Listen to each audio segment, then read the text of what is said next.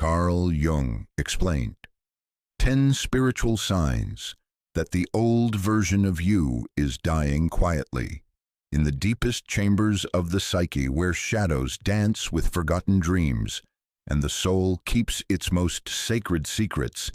Something ancient stirs. It is not the stirring of birth, though birth will come.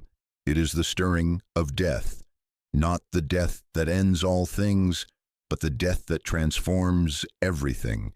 Like the first breath of autumn touching summer's face, a gentle dissolution begins, so subtle that the conscious mind barely registers its approach. You have lived so long in the daylight country of your constructed self that you have forgotten the underground rivers that flow beneath all identity. But the waters are rising now, seeping through the careful foundations you have laid, softening the mortar between the stones of who you thought you were. This is not catastrophe, though the ego will experience it as such. This is homecoming. The persona, that carefully crafted mask you have worn with such dedication, such artistry, begins to feel strange against your skin. Where once it fit like a second nature, now it chafes. Where once it felt like protection, now it feels like suffocation.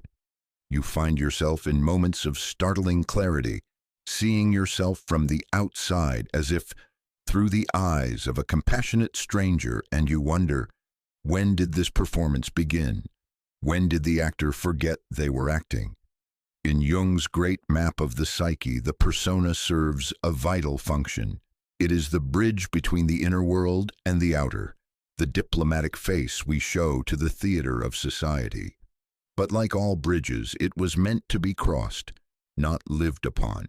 And you, dear soul, have been camping on the bridge, mistaking the crossing for the destination. The twilight of false selves does not announce itself with trumpets or earthquakes. It comes like evening, gradually, then all at once. You may first notice it in the mirror, not in the lines that time has drawn upon your face, but in the eyes that look back at you. They seem older, wiser, sadder perhaps, but also more alive. They are the eyes of one who has begun to see through the illusion of the separate self, who has caught glimpses of the vast interconnected web of being that your persona was designed to navigate, not to embody. This dissolution follows the ancient pattern that Jung observed in the collective unconscious, the pattern of death and rebirth that runs through every mythology, every spiritual tradition, every genuine transformation. The Greeks knew it in their mystery schools at Eleusis. The Christians encoded it in their story of the cross and resurrection. The alchemists pursued it in their laboratories, seeking the death of the lead self and the birth of the gold self. And now, in the secret laboratory of your own being, this same sacred process begins. But understand this: what dies was never truly alive. The false self is like a beautiful painting of fire. It may warm the room with its colors, but it cannot cook a meal or light a candle. All these years, you have been trying to live from the painting instead of the flame. The persona, no matter how skillfully crafted, is still only an image of who you are, not the living reality of your being. The ego senses this dying and trembles, not knowing that its very survival depends upon this death. Like a caterpillar that must dissolve into nutritious soup before it can become a butterfly, the constructed self must liquefy before the authentic self can emerge. But the caterpillar mind cannot imagine the butterfly. It can only experience the dissolution as apocalypse.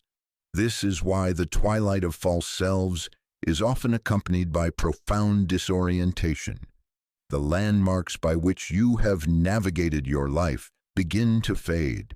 The North Star of your ambitions dims. The compass of your convictions spins wildly. You are entering what the mystics have always called the dark night of the soul, but it is not darkness for its own sake. It is the darkness of the womb, the darkness of the soil where seeds crack open to reach for light they have never seen.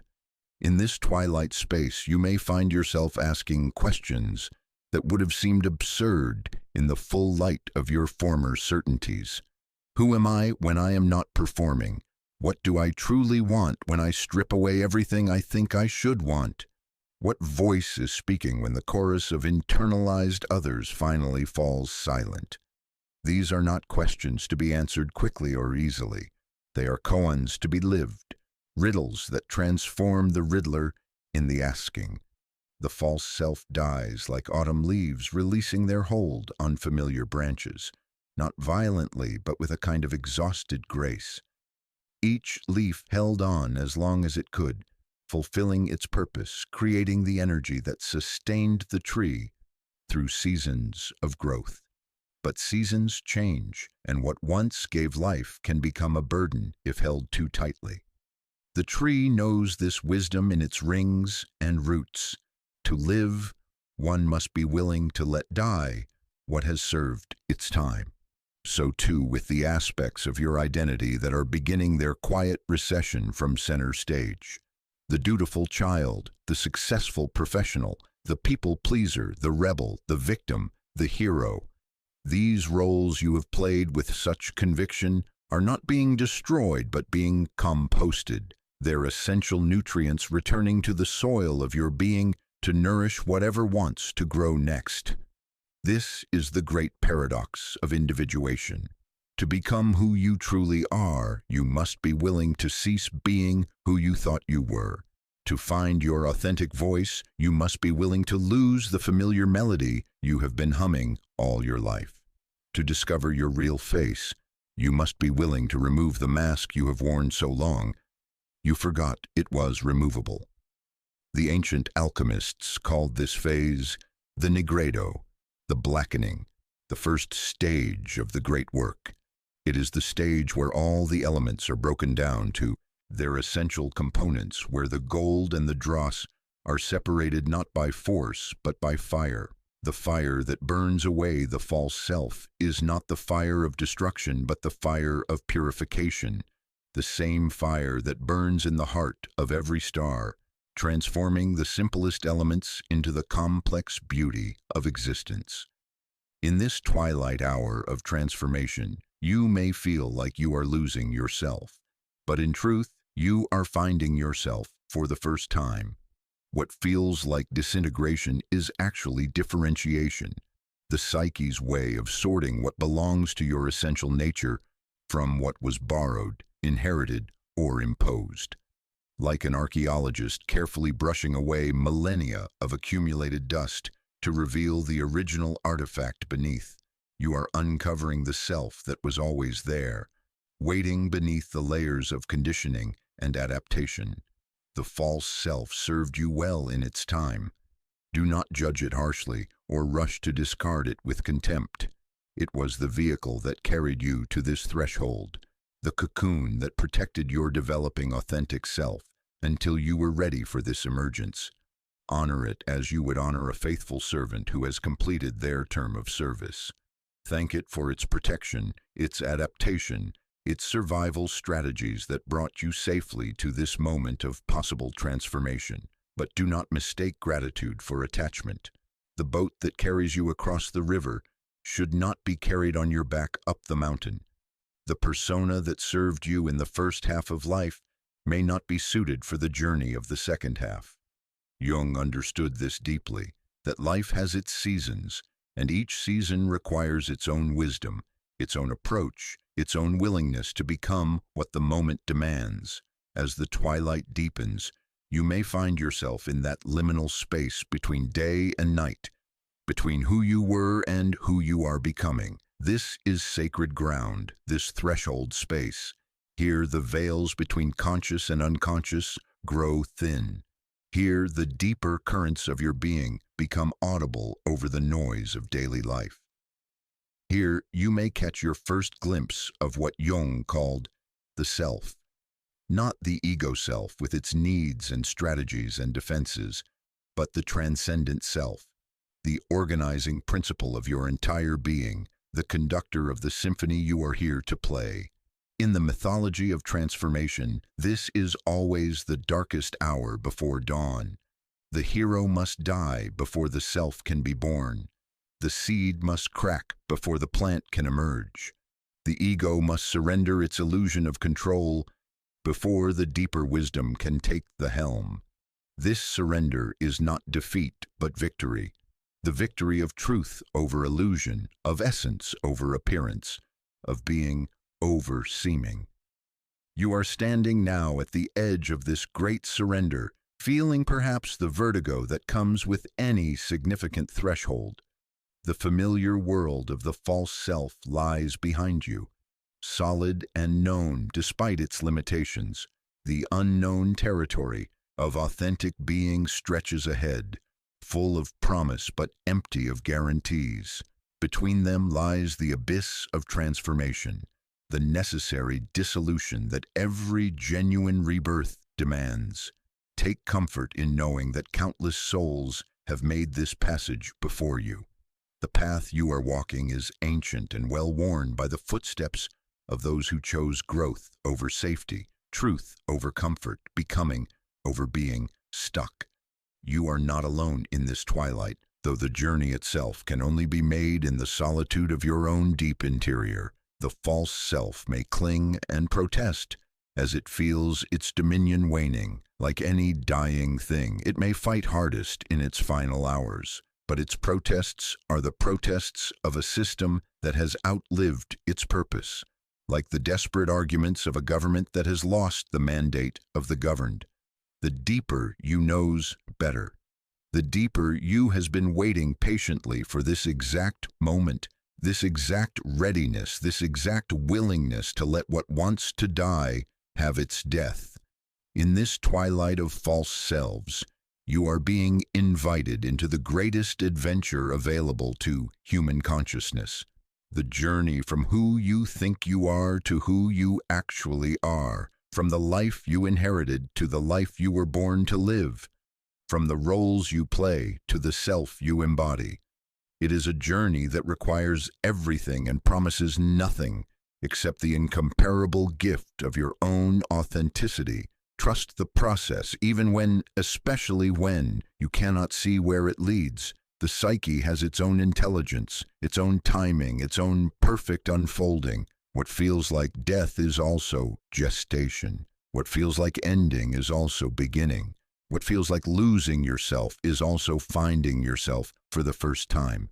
The twilight deepens and the stars, invisible during the bright performance of day, begin to appear in the darkening sky of consciousness.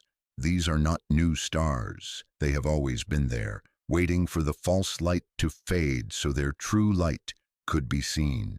So too with the aspects of your authentic self. They have always been there, shining in the depths, waiting for this exact moment of recognition. Welcome to your own dark night. Welcome to your own necessary death. Welcome to the twilight of false selves and the dawn that waits just beyond the horizon of your deepest surrender. The golden trophies begin to tarnish in ways that have nothing to do with time or neglect. You polish them with the same careful attention you always have. Arrange them on their shelves with the same pride. But something fundamental has shifted in your perception. The light that once made them gleam now reveals hairline cracks you never noticed before. The weight that once felt substantial now feels hollow, like beautiful shells washed up on a shore, emptied of the life that once animated them from within.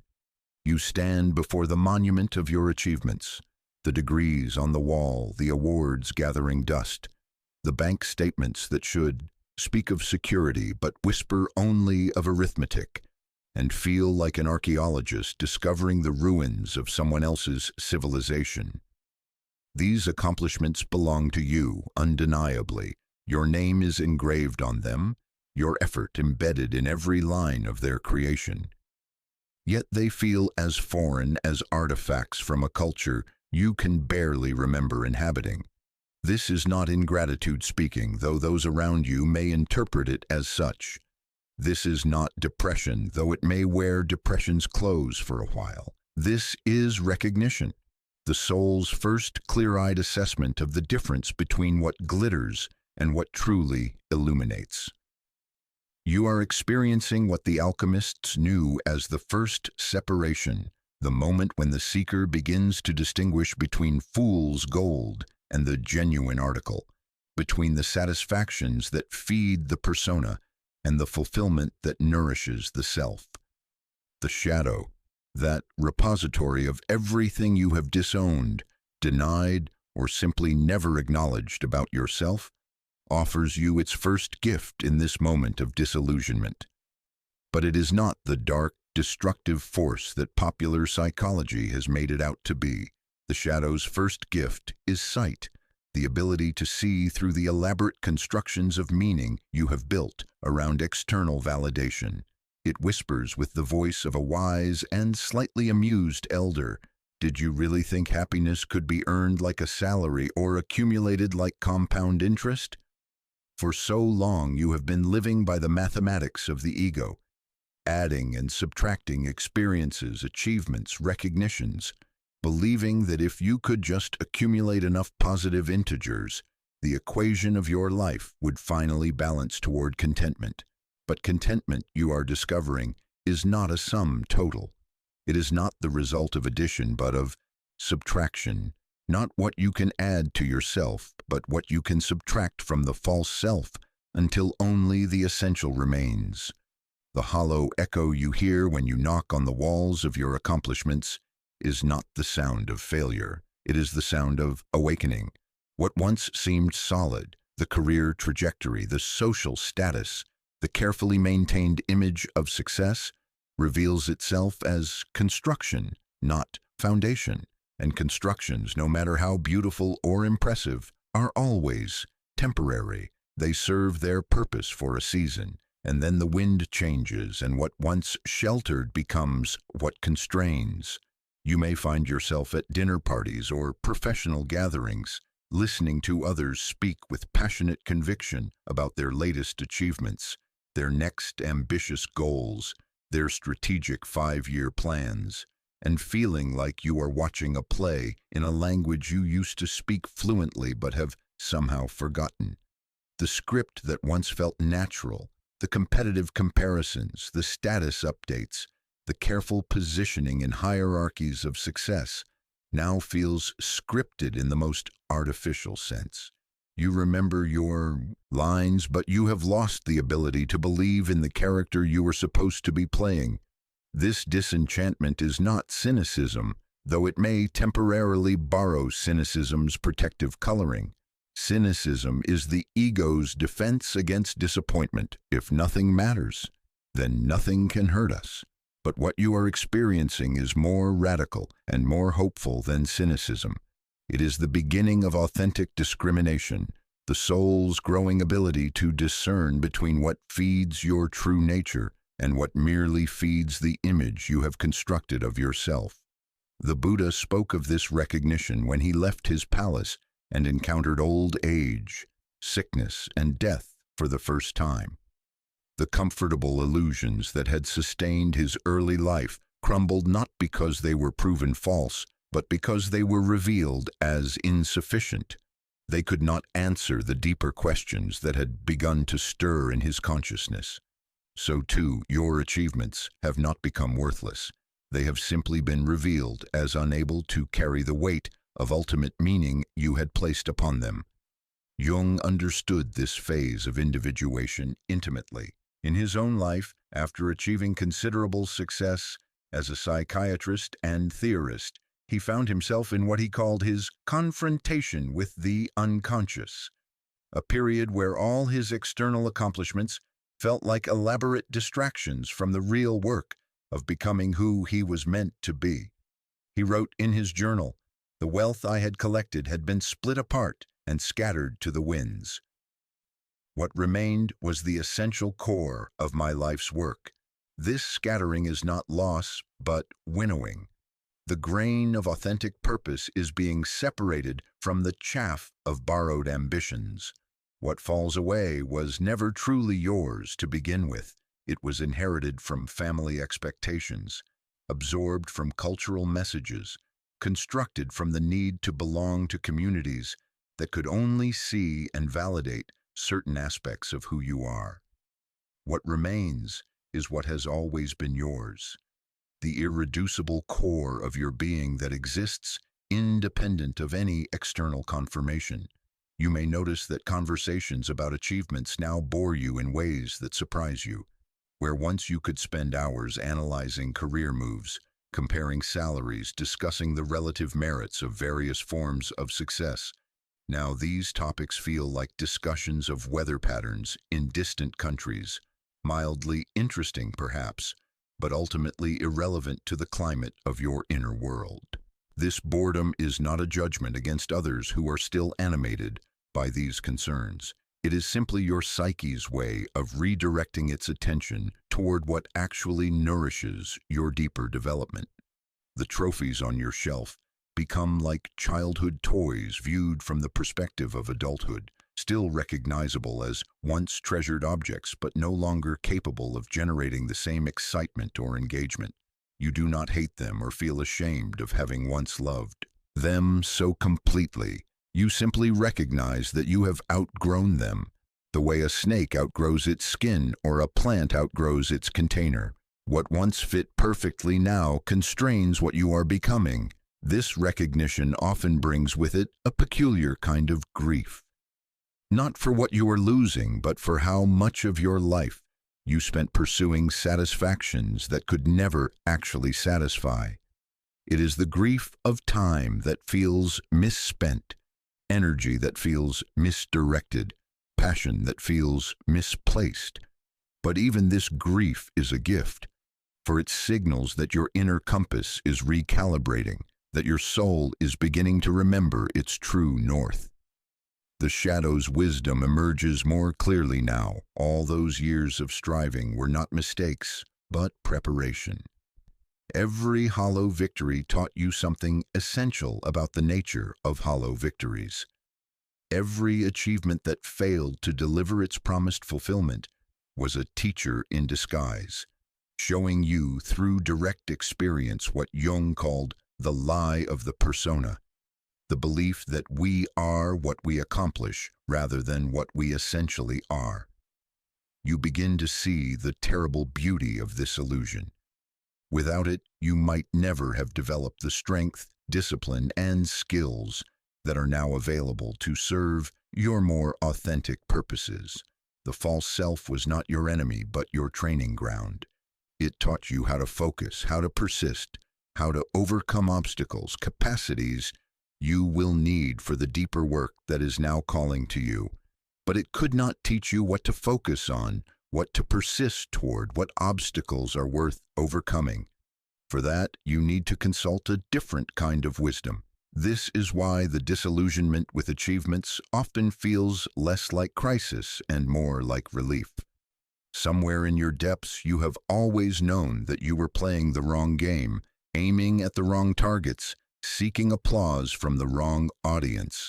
The recognition that your trophies are hollow is also the recognition that you are not hollow, that there is something in you that cannot be satisfied by external additions, that yearns for a different kind of success altogether.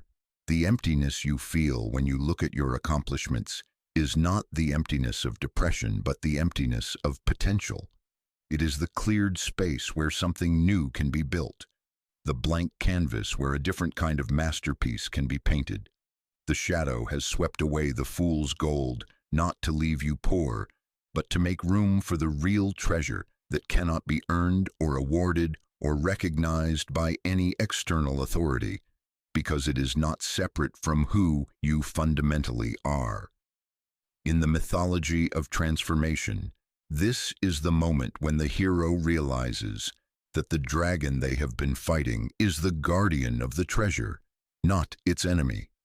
All the external achievements that now feel hollow were guards protecting the real prize, your authentic self, from being squandered on pursuits that could never contain or sustain it. They kept you occupied with substitute satisfactions until you were ready for the genuine article. Now, standing among the tarnished trophies of your former ambitions, you may feel the first stirrings of a different kind of hunger. Not the hunger of acquisition, but the hunger of expression. Not the hunger to have, but the hunger to be. Not the hunger for recognition, but the hunger for recognition. To see clearly, perhaps, for the first time, what you are actually here to offer to the world. This new hunger cannot be fed by any external source.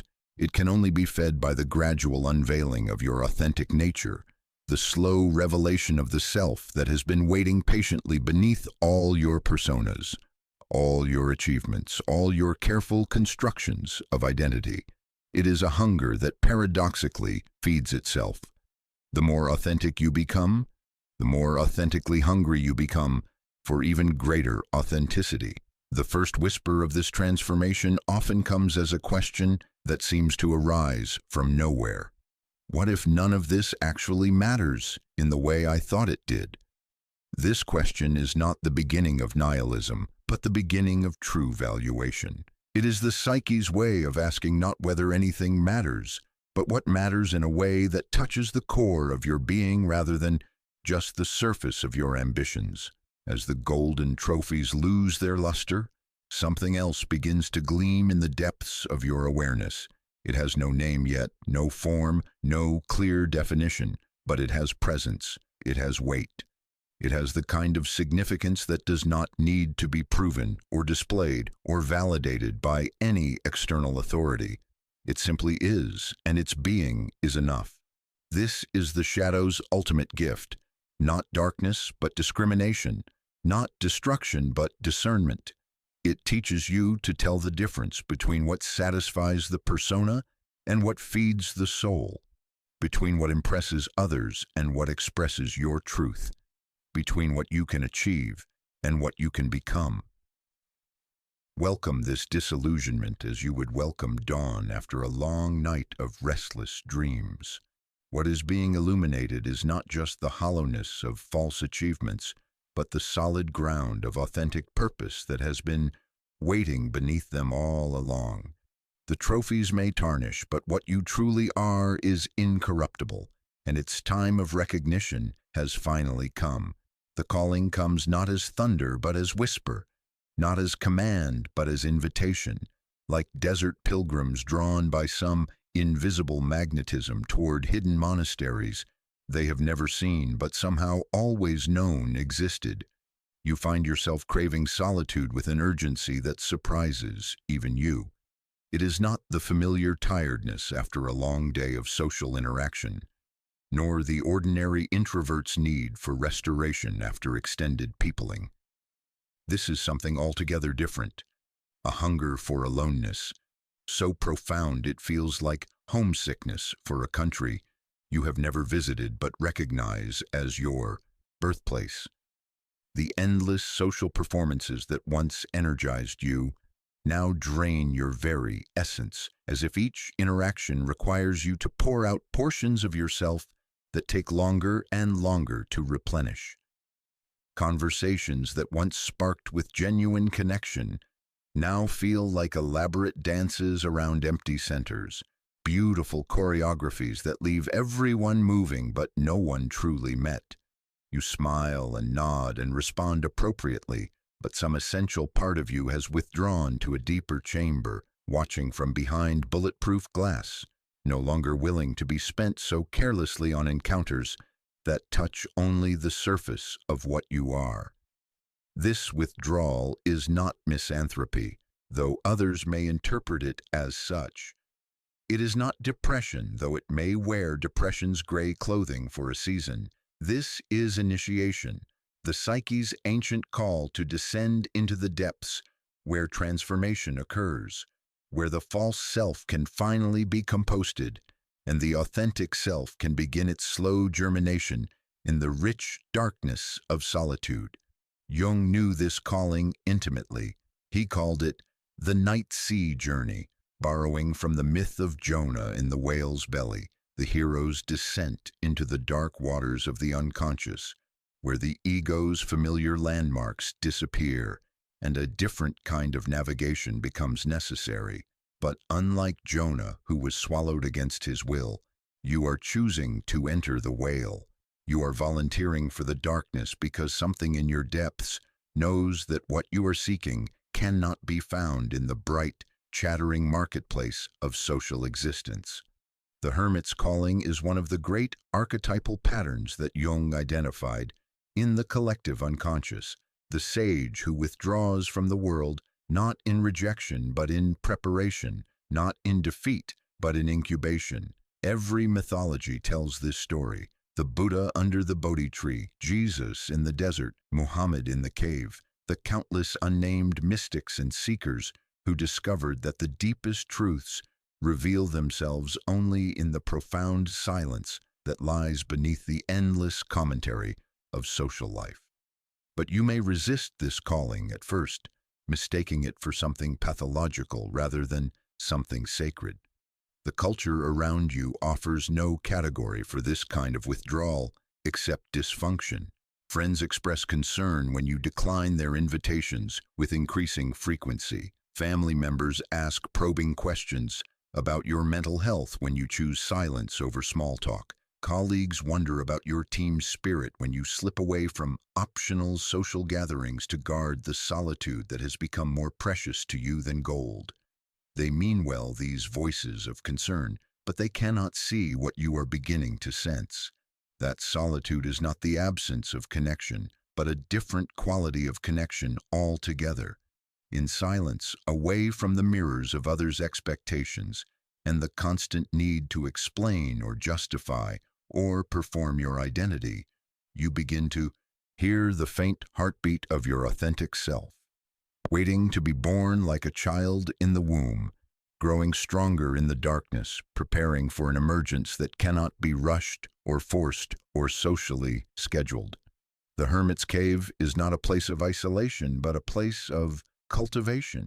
What appears to be withdrawal from life is actually withdrawal into life, into the deeper currents of existence that are drowned out by the noise of constant social stimulation. In solitude, the subtle becomes audible. The whispers of intuition that are overwhelmed by the shouting of daily obligations begin to find their voice. The gentle promptings of the soul that are bulldozed by the urgent demands of the persona begin to assert their quieter but more persistent authority. This is why ancient wisdom traditions always included periods of retreat, sabbaticals, vision quests, formal recognitions that certain kinds of knowing require certain kinds of solitude, that some transformations can only occur in the chrysalis of aloneness. The caterpillar does not become a butterfly in the company of other caterpillars, offering each other encouragement and advice. It becomes a butterfly by dissolving into nutritious soup in the privacy of its own cocoon, trusting a process that has no observers, no witnesses, no social validation. So too with the deep work of individuation. The false self is composted best in solitude, where there is no audience to perform for, no expectations to meet, no familiar roles to slip back into when the work becomes uncomfortable. In the hermit's cave of your own choosing, you can finally stop explaining yourself and start experiencing yourself. You can cease the endless translation of your inner life into socially acceptable terms and begin to learn the native language of your own depths. The calling to solitude often intensifies just as your external life appears most successful, most connected, most socially validated. This is not coincidence but design.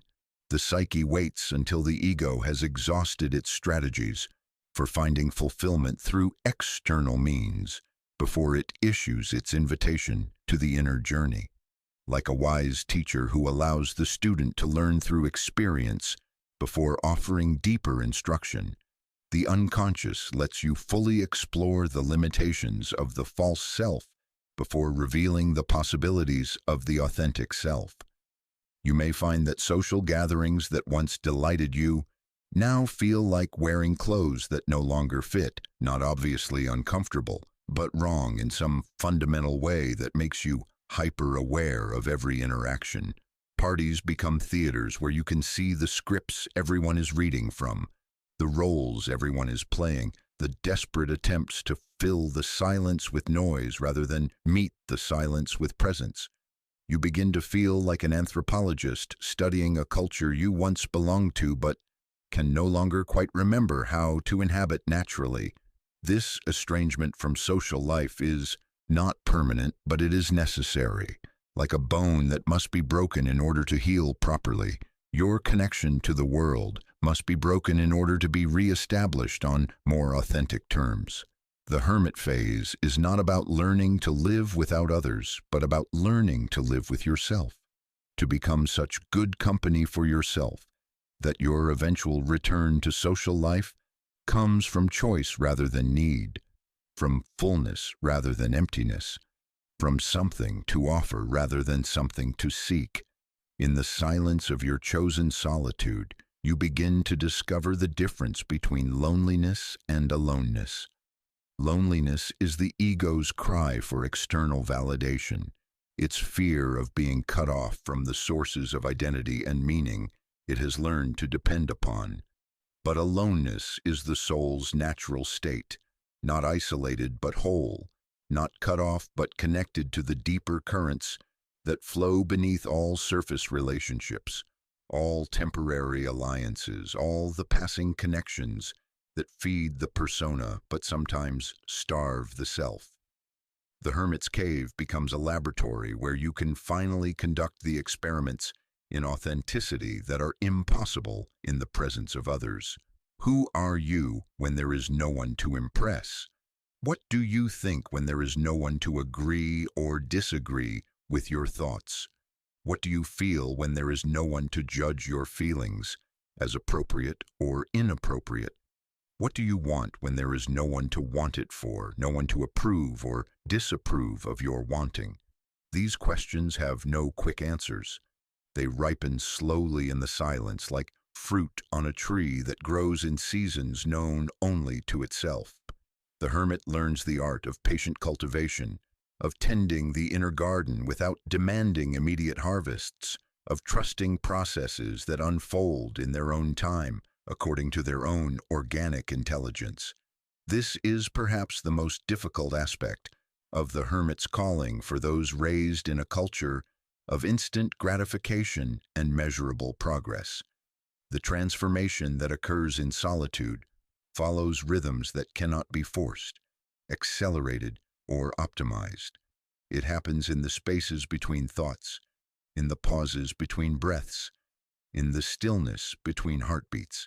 It is the slowest and most thorough revolution, not the overthrow of one government by another, but the patient composting of all governments until only the essential sovereignty remains. You may find that the physical world takes on a different quality during this phase. Colors become more vivid when you are not constantly translating them into words for others. Sounds become more layered when you are not immediately categorizing them as pleasant or unpleasant for social consumption. The weight of objects, the texture of fabrics, the temperature of air, all the sensory input that usually forms the background to social interaction moves into the foreground, revealing dimensions of experience that were always there, but crowded out by the constant need to process life through the filter of communication. This enhanced sensitivity is not withdrawal from reality, but deeper engagement with reality. When the ego mind stops its constant commentary, the self-awareness can finally attend to the immediate, intimate presence of existence that is always available but rarely noticed. The hermit discovers that solitude is not empty space, but full space, not the absence of content, but the presence of everything that was too subtle to perceive through the noise of social existence. Dreams often become more vivid during periods of hermit-like withdrawal, as if the unconscious recognizes that it finally has an audience for its subtle communications. Without the ego's daytime agenda constantly interrupting with urgent social concerns, the night mind can speak more clearly, offering symbols and stories that carry the wisdom of the deeper self. The hermit learns to be archaeologist of their own dreams, excavating meanings that have personal significance rather than universal interpretation. But perhaps the most profound discovery of the hermit phase is the recognition that authentic relationship with others requires first establishing authentic relationship with yourself. You cannot give what you do not have, cannot share what you have not claimed, cannot love others authentically from a false center. The withdrawal from social life is not ultimately about others at all. It is about you, about the necessity of knowing yourself so thoroughly that when you do return to relationship, you return as yourself rather than as a collection of adaptive responses designed to maintain connection at any cost. The hermit's calling is thus not antisocial but pre-social, or perhaps post-social. It is the necessary retreat that makes genuine advance possible, the stepping back that enables authentic stepping forward, the temporary isolation that prepares for true intimacy. What looks like rejection of the world is actually preparation to engage the world from a place of centered authenticity rather than scattered people-pleasing. This preparation cannot be rushed.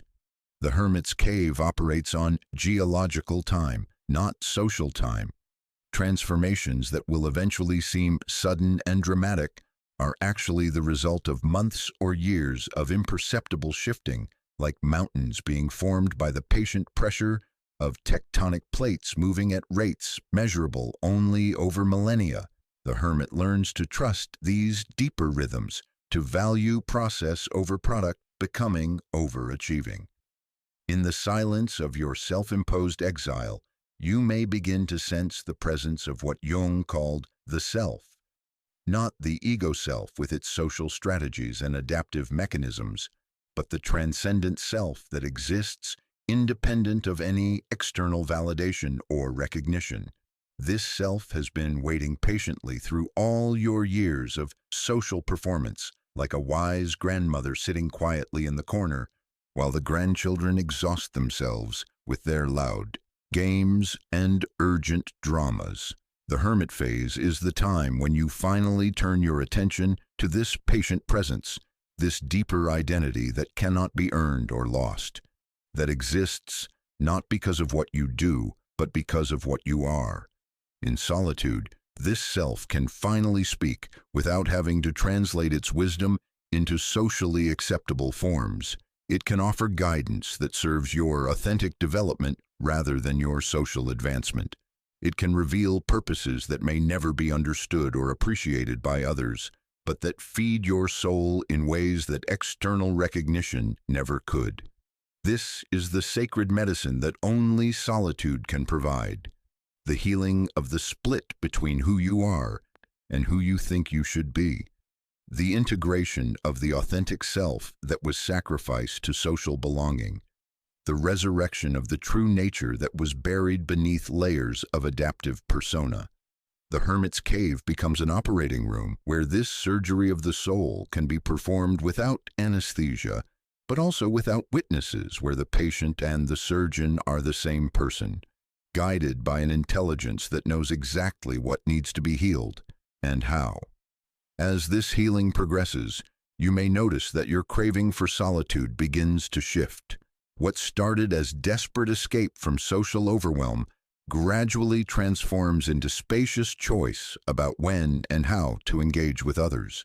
The hermit does not remain forever in the cave, but eventually returns to the world, carrying the treasures discovered in solitude like seeds that will sprout in the soil of renewed relationship. But this return is not a retreat from solitude, but an expansion of it, the ability to carry the hermit's centered awareness into social interaction, to remain connected to the deeper self even in the presence of others. The calling to hermithood is thus not a destination but a pilgrimage, not a permanent identity but a necessary phase in the larger journey of individuation. It is the winter of the soul that prepares for spring, the fallow period that prepares the field for new growth, the cocoon phase that prepares for flight. Trust the calling when it comes.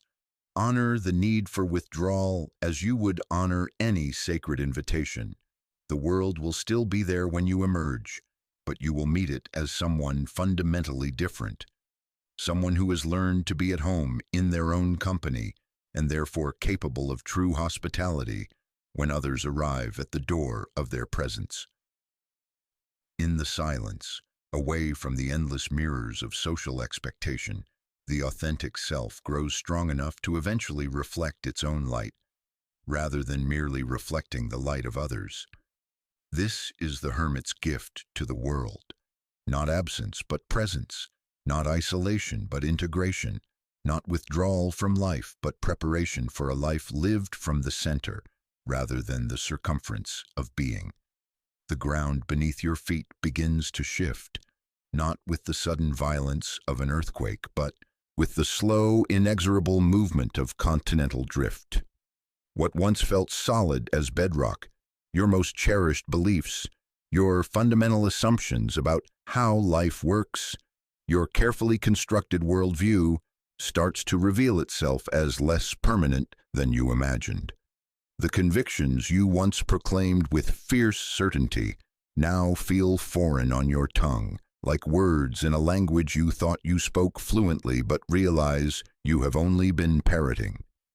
This is not the gentle questioning that comes with normal growth or the intellectual curiosity that leads to expanded understanding.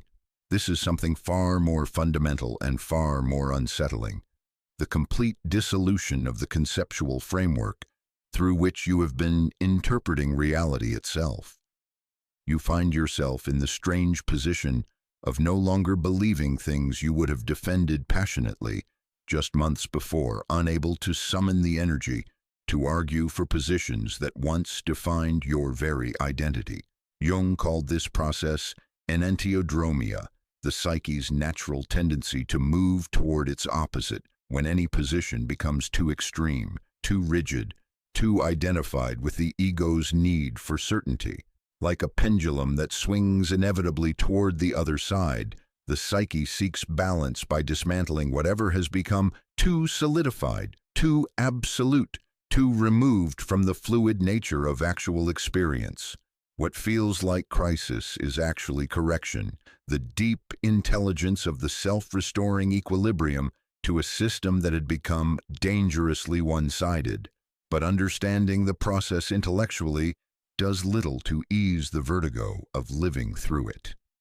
When the beliefs that have anchored your identity begin their dissolution, you may feel like an astronaut whose tether to the mothership has been severed, floating in the vast darkness of space with no clear direction toward safety.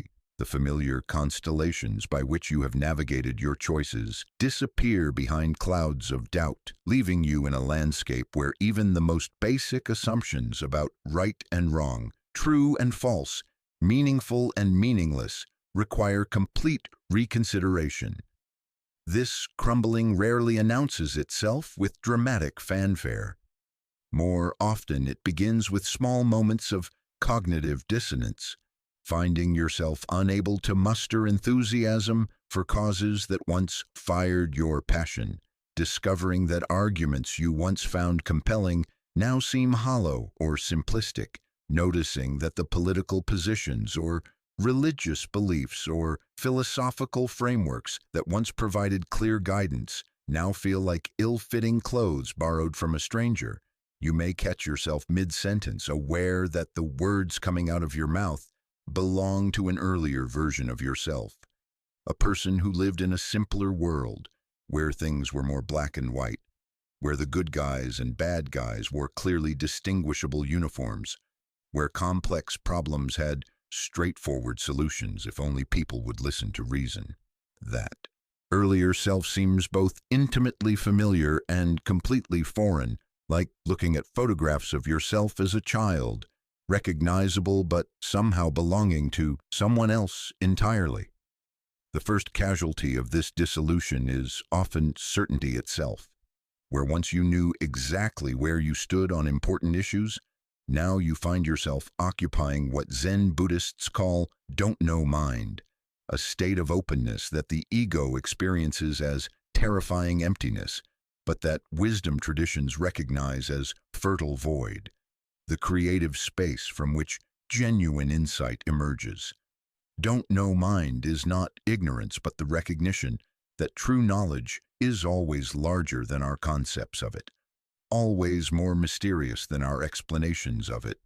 This not knowing can feel like intellectual death, especially if you have built your identity around being someone who understands things, who has opinions, who can offer clear guidance to others navigating similar questions.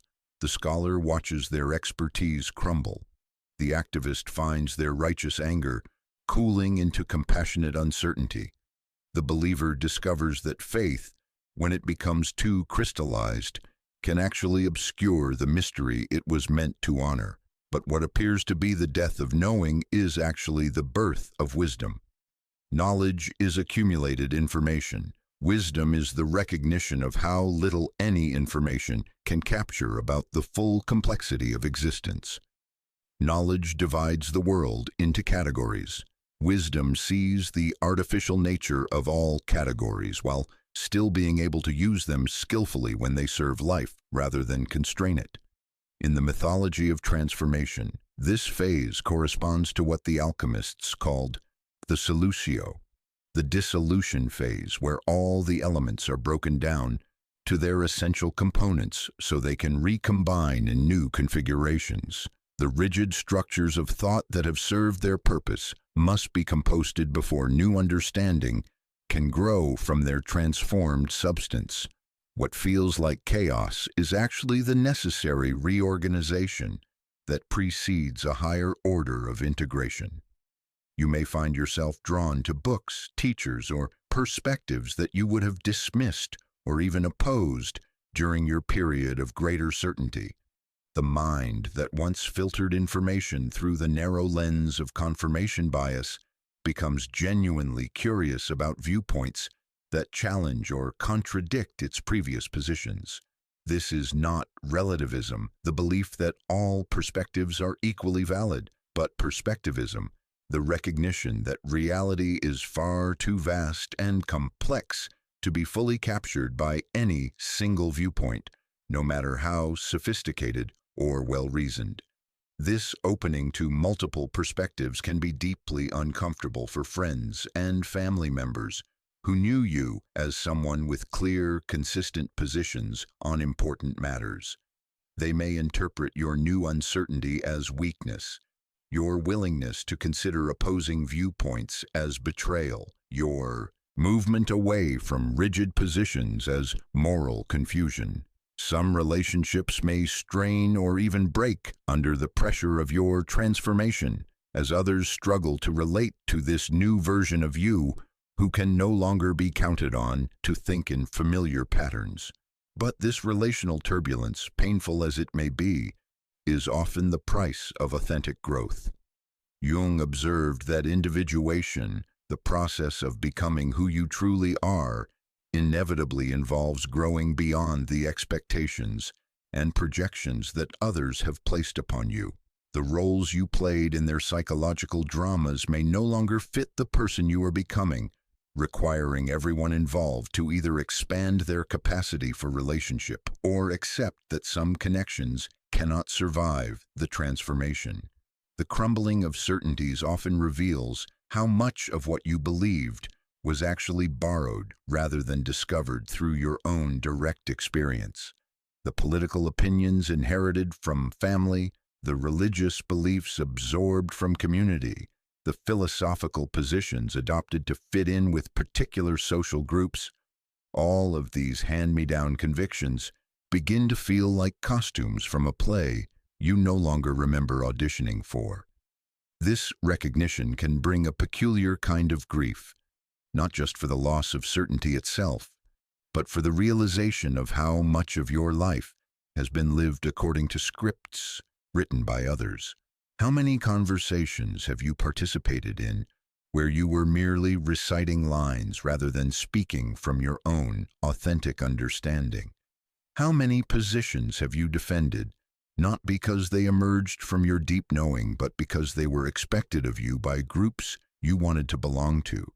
Yet this grief like all the griefs of transformation, contains within it the seeds of liberation. Each borrowed belief that falls away creates space for direct knowing to emerge.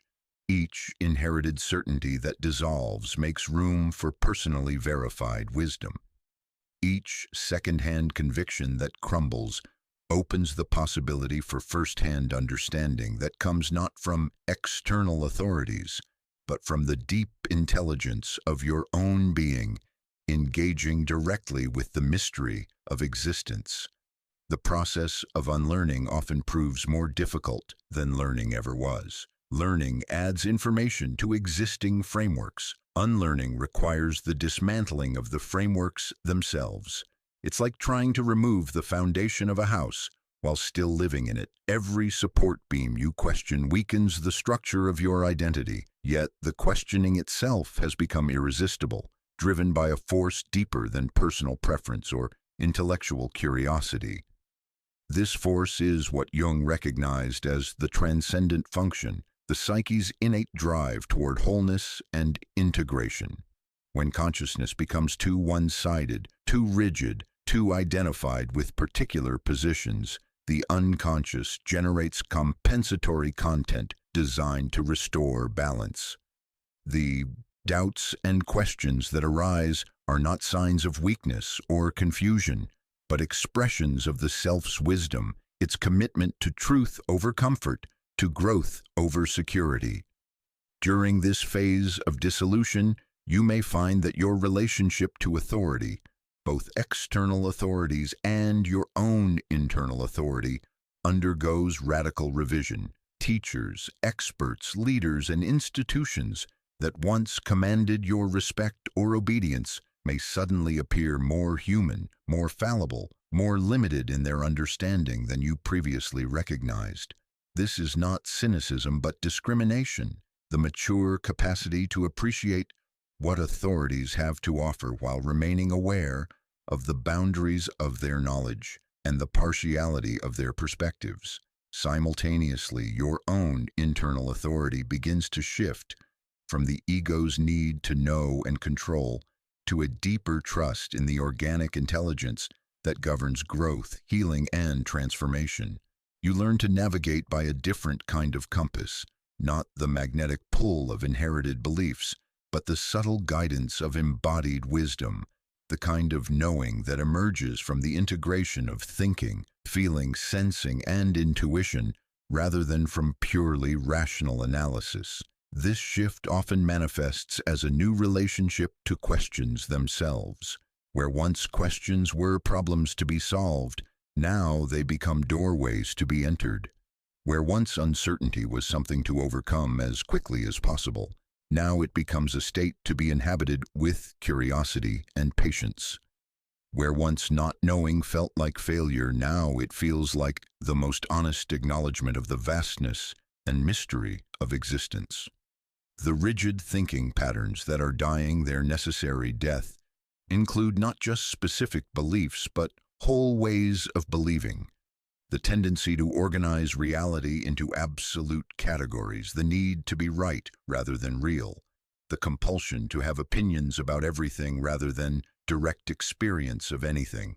What emerges in their place is not another set of rigid positions, but a more fluid, responsive, contextual way of engaging with truth that can hold paradox without immediately trying to resolve it into something simpler and more manageable. This capacity to hold paradox is perhaps the greatest gift of the dissolution phase. The either-or mind that dominated your previous thinking begins to give way to both and awareness that can see how apparent contradictions often point toward deeper truths that transcend the limitations of binary thinking. You discover that most of the great questions of existence, questions about love, meaning, purpose, identity, cannot be answered definitively, but must be lived into, explored through experience, rather than settled through argument. The death of old thought patterns can feel like losing your mind, and in a sense, you are losing the mind that was too small to contain the fullness of who you are becoming. but what feels like mental. Dissolution is actually mental expansion, the breakdown of conceptual boundaries that were constraining your awareness within frameworks too narrow for the breadth of your authentic understanding. In this fertile uncertainty, you may begin to notice new forms of knowing that were previously obscured by the noise of constant mental commentary. Intuitive insights arise unbidden, offering guidance that comes not from logical analysis, but from a deeper pattern recognition that operates below the threshold of conscious thought. Bodily wisdom reasserts itself, providing information about what serves your well-being that is often more accurate than intellectual speculation. Creative impulses emerge with their own intelligence, suggesting possibilities that purely rational planning could never have conceived. The space that opens up as old certainties crumble becomes a laboratory for experimenting with ways of being that were impossible when consciousness was locked into rigid positions. You can try on different perspectives like clothing, seeing how they fit, what they reveal, what they obscure, without needing to commit to any of them as permanent identity. This playful relationship to ideas and beliefs allows for a kind of intellectual freedom that the true believer can never experience. Yet this freedom brings its own challenges. Without fixed positions to anchor identity, you may sometimes feel like you are disappearing altogether, becoming so fluid that you lose all sense of continuity with your previous self. This is the dark night of the soul that many mystics have described, the phase where the ego's certainties have dissolved, but the deeper certainties of the self have not yet solidified into conscious awareness. Navigation during this phase requires learning to trust processes that cannot be controlled or predicted, to value becoming over being, to prefer authentic confusion over false clarity. It means developing tolerance for not knowing that can persist for months or even years, while deeper integration occurs below the surface of consciousness.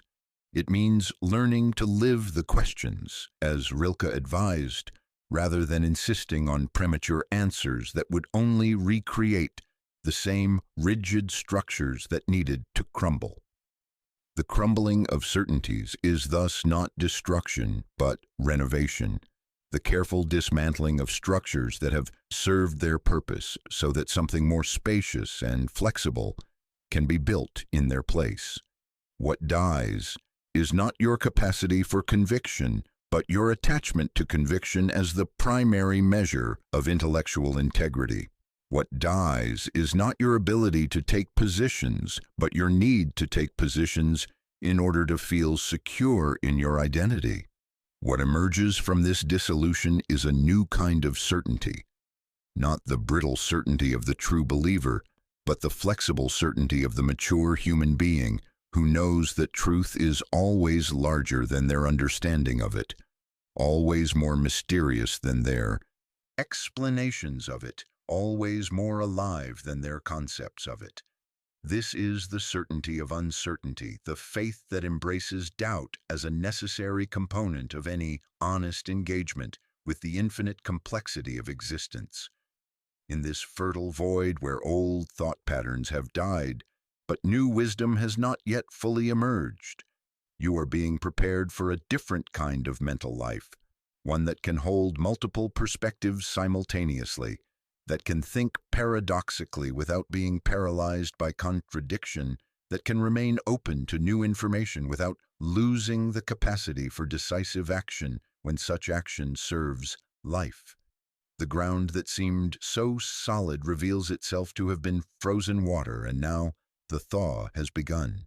What felt like permanent landscape was always temporary formation, and its melting makes possible new geographies of consciousness that could never have emerged while the old structures remained intact. Trust the thaw, even when, especially when, you cannot see what new landscape is being revealed beneath the dissolving certainties. The earth knows what it is becoming, even when the melting mind cannot yet imagine the shape of its own transformation. There comes a moment in the soul's journey when the stories we have worn like second skin begin to feel foreign, as if we are actors who have outgrown their roles and can no longer remember why we once believed so fervently in the script. The narratives that once defined us, the wounded child, the noble sufferer, the perpetual rescuer, the tragic hero, start to slip from our shoulders like garments that no longer fit the shape we have become. This is not a conscious decision, this letting go. It happens the way dawn happens, gradually and then all at once, until we find ourselves standing in a new light, wondering when the old stories stopped feeling true. The victim who once clutched her wounds like precious jewels discovers one morning that the pain has transformed into something else entirely, not forgotten, not denied, but alchemized into wisdom that no longer requires the theater of suffering to prove its worth. Jung understood this phenomenon as the integration of the shadow, that disowned part of ourselves that we have spent years either fleeing from or feeding. But what he perhaps did not emphasize enough is how quietly this integration occurs, how it feels less like a dramatic confrontation with our darkness and more like a gentle release from the need to be anything other than what we authentically are.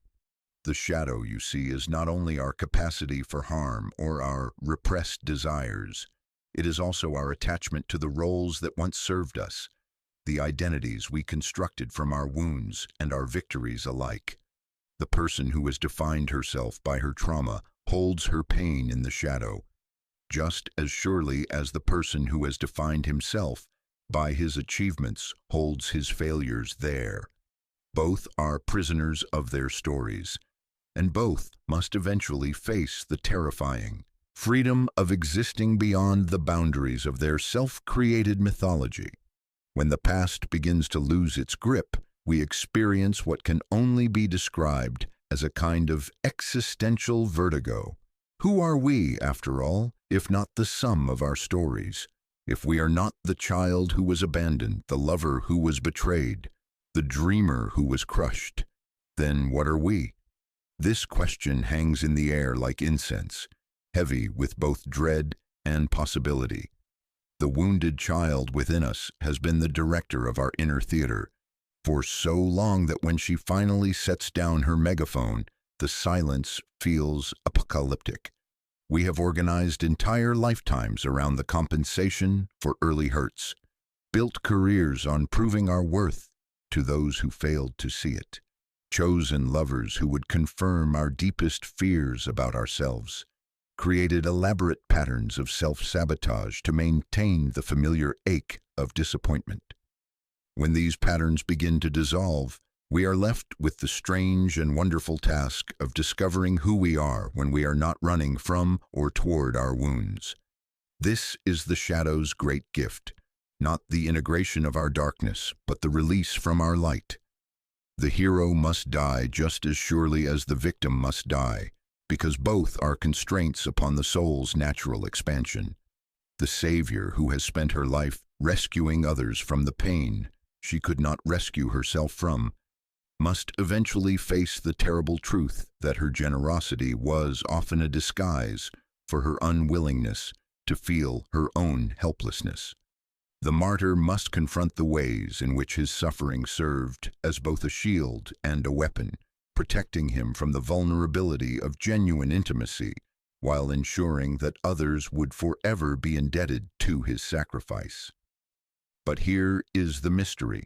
As these old identities begin to crumble, we do not become nothing. We become everything, or rather, we become the space in which everything can exist without having to be claimed as mine or me. The past does not disappear. It becomes liberated from the burden of having to justify our present choices. Our history becomes truly historical, a collection of events that shaped us but do not define us, experiences that taught us but no longer imprison us. The therapeutic culture often speaks of healing from trauma as if trauma were a foreign substance that could be extracted from the psyche like a splinter from flesh. But what we discover in this phase of transformation is something far more mysterious. Trauma does not need to be healed in the way we imagined. It needs to be integrated, which means it needs to be stripped of its power to determine who we are. The wound remains, but it no longer weeps.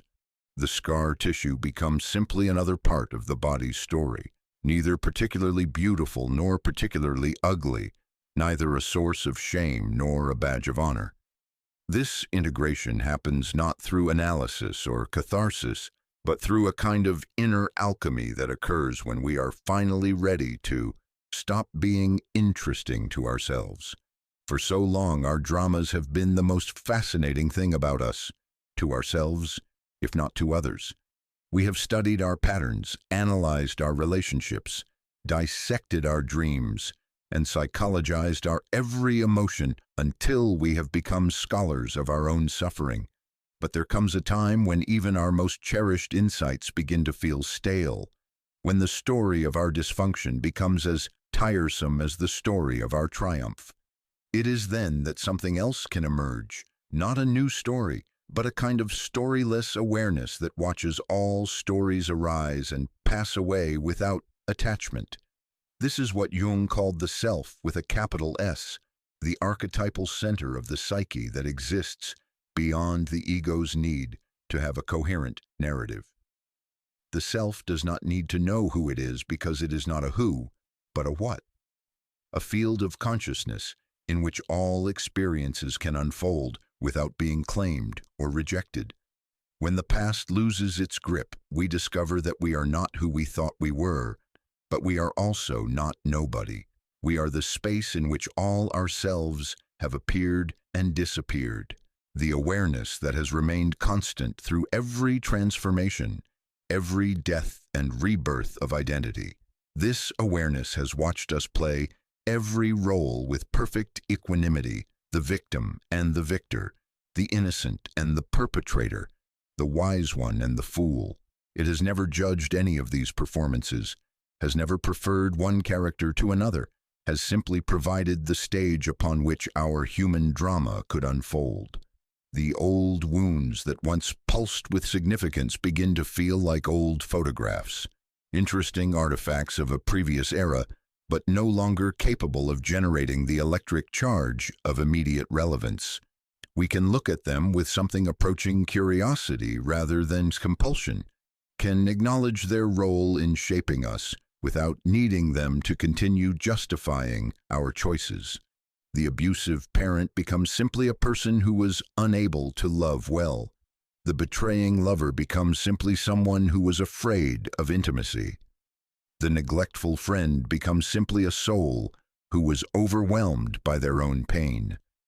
These people lose their mythological proportions and become human-sized again, neither demons nor saints, but fellow travelers who did the best they could with the consciousness they had. This shift is both profound and remarkably undramatic. There is no thunderclap of realization, no moment of cathartic breakthrough. Instead, there is a gradual settling, like sediment in a pond finally coming to rest on the bottom. The water clears, and we can see all the way to the depths without being disturbed by what we find there. Our history becomes transparent rather than opaque, a window rather than a wall. The stories we once told about ourselves, both the heroic ones and the tragic ones, begin to feel like mythology, interesting but not entirely true. We recognize that all narratives are partial, all identities are provisional, all roles are temporary costumes that we put on and take off as the situation requires. This recognition brings with it a kind of existential lightness, as if we have been carrying luggage we no longer need and have finally set it down beside the road. The past becomes what it has always been, but what we could never see. A teacher rather than a tyrant, a resource rather than a prison. Its lessons are absorbed into our being so completely that we no longer need to consciously remember them. They become part of our instinctual wisdom, the way a tree knows how to bend in the wind without having to recall the storms that taught it flexibility. In dreams during this period, we often find ourselves in houses from our childhood, but the rooms have changed. Walls have been removed, new windows have been opened, spaces that once felt claustrophobic now feel expansive. These dreams are messages from the unconscious, confirming what we are beginning to sense in our waking life. The internal architecture is being renovated, not through effort, but through a kind of natural evolution that occurs when we stop holding so tightly to who we think we are supposed to be. The guilt that once accompanied our attempts to grow beyond our wounds begins to dissipate. We realize that honoring our past does not require us to remain imprisoned by it, that loving those who hurt us does not require us to continue recreating those hurts in our current relationships. We can be grateful for the lessons without being loyal to the pain, can acknowledge our history without allowing it to write our future. This is perhaps the shadow's most profound teaching, that our attachment to our stories, even our most cherished and justified stories, can become another form of bondage. The victim who clings to her victimhood is as trapped as the one who denies it. The hero who cannot let go of his heroism is as limited as the one who refuses to recognize his capacity for greatness. Freedom lies not in choosing the right story, but in recognizing that all stories are costumes we wear for a while and then outgrow. When the past finally loosens its grip, we discover that we have been holding onto it far more tightly than it has been holding onto us. The chains we thought bound us were often chains we forged ourselves, links of guilt and resentment and unfinished business that we polished with our attention until they seemed as real as gravity. But gravity is natural law, and these chains are merely thoughts, persistent thoughts, convincing thoughts, but thoughts nonetheless. As these thoughts lose their compulsive quality, as our stories become optional rather than obligatory, we find ourselves in the strange position of having to choose who to be moment by moment rather than simply defaulting to who we have always been. This is both terrifying and exhilarating, like being handed the keys to a car we are not sure we know how to drive, but the uncertainty is itself a gift, for it means we are finally living in the present tense rather than the past perfect, finally responding to what is rather than what was. The integration of the shadow, then, is not the dramatic confrontation with our darkness that we might have expected. It is the quiet recognition that we are larger than our stories, more mysterious than our histories, more free than our patterns have led us to believe. It is the gentle death of the narrator who has been trying so hard to make sense of our lives, and the birth of the awareness that lives beyond the need for things to make sense in any particular way. In this space beyond story, we discover a kind of peace that does not depend on our circumstances aligning with our preferences, a love that does not require others to behave according to our expectations, a strength that does not need to prove itself through achievement or endurance. We become, paradoxically, both more human and less personal, more compassionate and less sentimental, more present and less attached to any particular version of presence. The past has not been healed, it has been liberated, and in its liberation we find our own. Something dies in us when we can no longer bend ourselves into the shapes that others expect. It happens without ceremony, without announcement. One day we simply find ourselves standing in the middle of a conversation, a relationship, a social gathering, and we realize that the familiar choreography of accommodation has become impossible. Our bodies refuse to perform the ancient dance of deferral. Our voices decline to speak the words that once flowed so easily from our lips, like honey designed to sweeten whatever bitter truth might otherwise emerge. This is not rebellion in any dramatic sense. There are no declarations of independence, no storming away from gatherings, no manifesto pinned to the door of our former compliance. Instead, there is something far more profound and unsettling, the simple, quiet inability to continue pretending that other people's comfort is more important than our own integrity. The muscle memory of people-pleasing, that intricate system of micro-adjustments we have made to ourselves for decades, suddenly atrophies as if some essential nutrient has been withdrawn from the soil of our being. The adaptive self, that masterful shapeshifter who has lived in the liminal space between our authentic desires and others' expectations, begins to flicker like a candle in the wind. For so long, this self has been our most reliable employee, working tirelessly to ensure that we remain palatable, acceptable, lovable. It has monitored the emotional temperature of every room we entered, has calculated with supernatural precision exactly how much of our truth could be safely revealed without causing discomfort or disapproval. It has been our diplomat, our translator, our public relations specialist, and now it is dying. Jung spoke of the persona as the mask we wear in social situations, but he perhaps underestimated how deeply this mask can embed itself into our flesh, how completely we can forget that there is a face underneath. The people-pleaser's persona is not simply a role we play. It becomes the very structure of our nervous system, the fundamental organizing principle of our psyche. We learn to anticipate others' needs before they are even conscious of having them, to apologize for taking up space before anyone has complained about our presence, to diminish our accomplishments so that others need not feel inadequate in comparison. This hyper-attunement to others' emotional states is often mistaken for empathy, but it is actually a survival mechanism born from the primal terror of abandonment. The child within us, who first learned to twist herself into acceptable shapes, did so because she understood, with the devastating clarity that only children possess, that her survival depended on being wanted.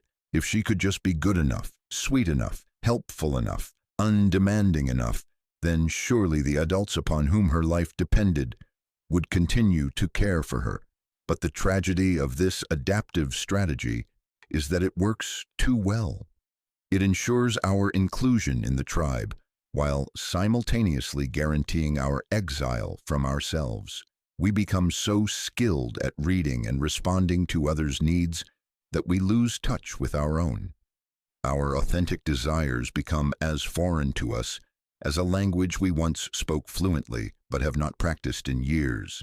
We know how to make others happy, but we have no idea what would make us happy, because us has become a fluid concept, endlessly modified by the requirements of each situation.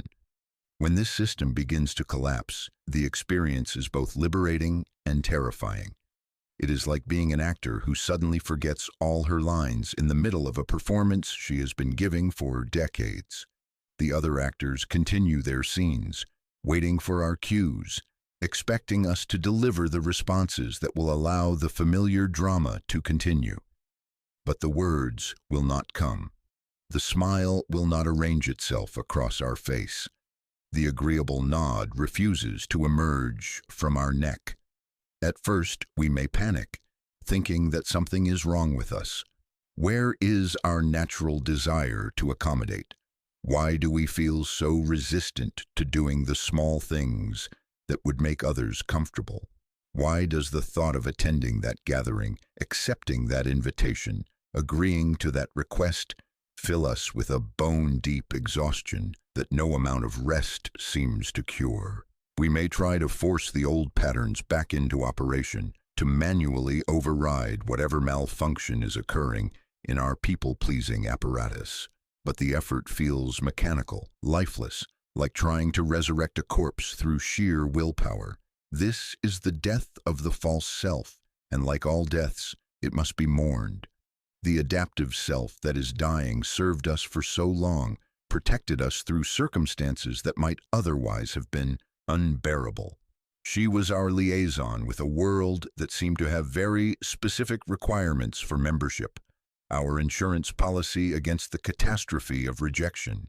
She deserves our gratitude, not our disdain, even as we recognize that her usefulness has expired. But grief is complicated when we are mourning the death of something that was never fully alive to begin with. The people-pleasing self was always a kind of elaborate fiction, a character we created and animated so convincingly that we forgot she was not our true face. She was born from our wounds, sustained by our fears, and maintained through our willingness to sacrifice our authenticity on the altar of acceptance. Her death is not the loss of something real, but the collapse of an illusion that was becoming too expensive to maintain. As the old patterns of accommodation begin to fail, we discover muscles we did not know we had, muscles of discernment, of boundary setting, of authentic self-expression. These muscles are weak from disuse, trembling with the effort of finally being asked to support our true weight instead of the weight of others' expectations. Learning to use them feels awkward, like trying to write with our non-dominant hand. We stumble over our own truth, unsure how to speak it without either apologizing for it or weaponizing it.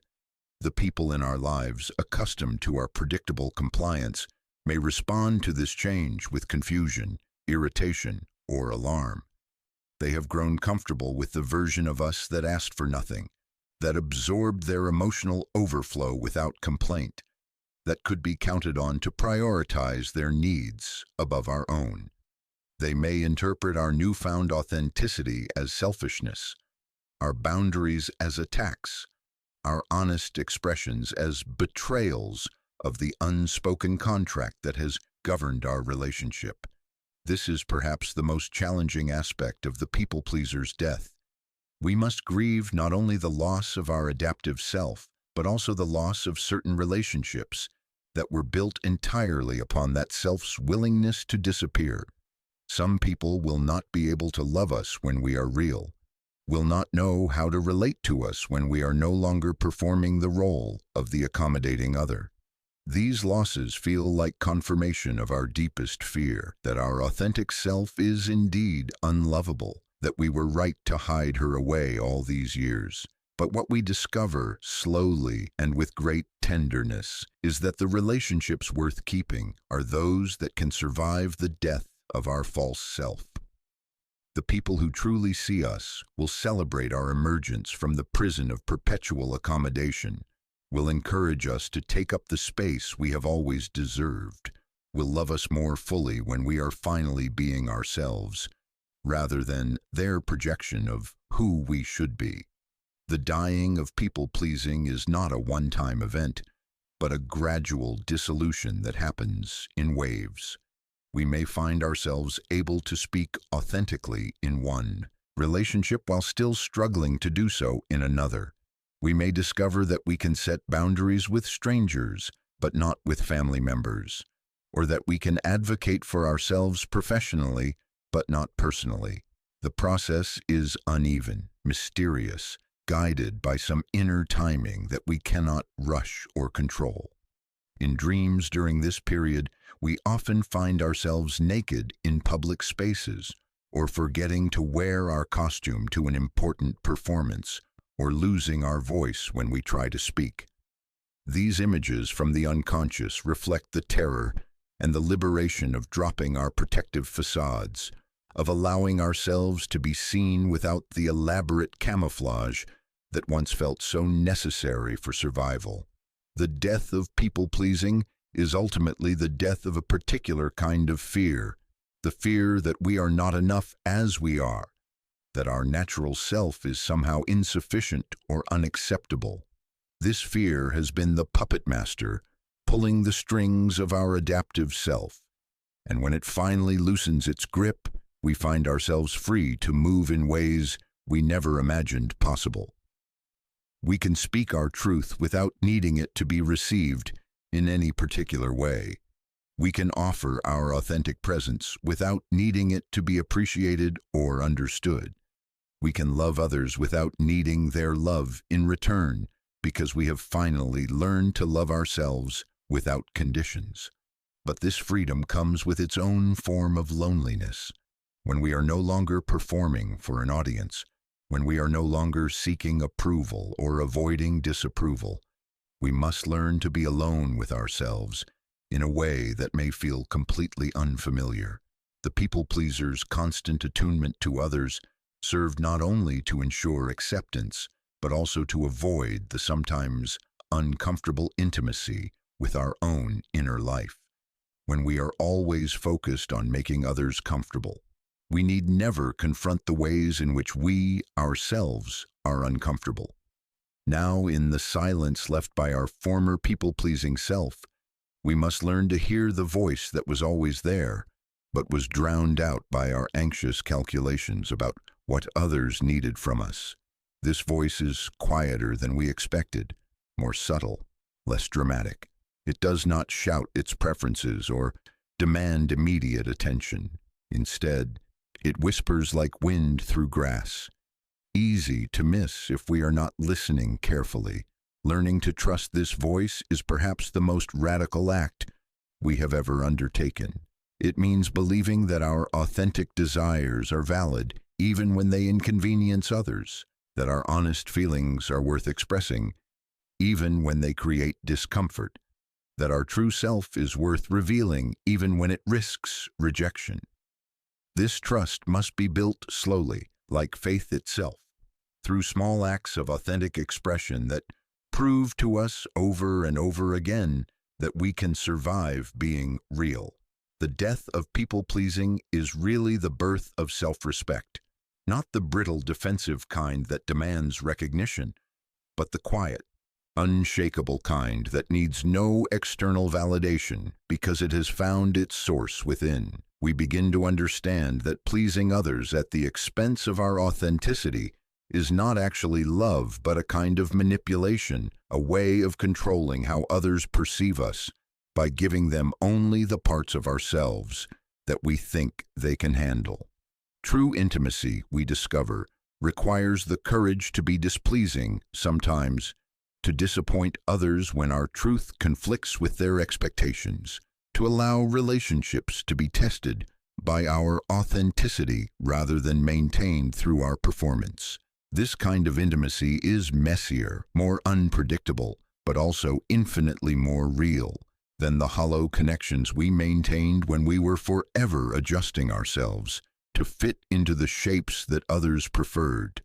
As our people-pleasing self draws its final breath, we realize that its death is not an ending, but a beginning, the beginning of a life lived from the inside out rather than the outside in, a life guided by our own inner compass rather than the magnetic pull of others' approval. We step into our authenticity like stepping into a warm bath after years of standing in the cold, finally able to relax into the truth of who we have always been beneath the elaborate costume of who we thought we needed to be. In this dying, authenticity draws its first breath. The unconscious speaks in the ancient language of symbols, and when the soul is preparing for transformation, it sends us dreams drenched in death and destruction. We wake from sleep with images of floods washing away familiar landscapes, fires consuming the houses of our childhood, earthquakes splitting open the ground beneath our feet. These are not nightmares in the conventional sense, though they may leave us gasping in the darkness, hearts pounding with a fear we cannot quite name. They are initiations, messages from the depths of the psyche announcing that the renovation project has begun in earnest. Jung understood dreams as letters from the unconscious, written in a script older than human language, encrypted in symbols that bypass the rational mind and speak directly to the soul. When we are undergoing profound psychological transformation, these letters arrive with increasing frequency and intensity, carrying news of changes occurring so deep within our being that our waking consciousness has not yet registered their presence. The unconscious, it seems, is always ahead of us, preparing the ground for growth that we cannot yet imagine ourselves capable of. In the dreams of this transitional period, We die in 1,000 different ways. We drown in rising waters that flood the basement of our childhood home, that familiar space where we once played, now submerged beneath dark currents, that taste of tears and old regrets. We burn in fires that consume not our flesh, but our identities, watching as the carefully constructed edifice of who we thought we were crumbles into ash and ember. We are buried alive in earthquakes that split open the foundations of our most basic assumptions about reality, about relationship, about the nature of our own being. These symbolic deaths are terrifying because they feel so complete, so final. In the dream space, we cannot comfort ourselves with the knowledge that this is metaphor. The experience is immediate, visceral, absolute. We feel ourselves dissolving, disappearing, ceasing to exist in any recognizable form. The ego, that part of us that believes it is running the show, experiences these dreams as existential threats, evidence that something is terribly wrong, that we are losing our grip on sanity itself. But the unconscious knows something that the ego does not, that death and birth are not opposites but partners in the dance of becoming. Every symbolic death in our dreams is pregnant with rebirth. Every destruction carries within it the seeds of reconstruction. The flood that drowns our old world also waters the ground from which our new world will grow. The fire that consumes our familiar structures also clears the space for something unprecedented to emerge. The earthquake that shakes our foundations also breaks open the rock so that new life can take root in the cracks.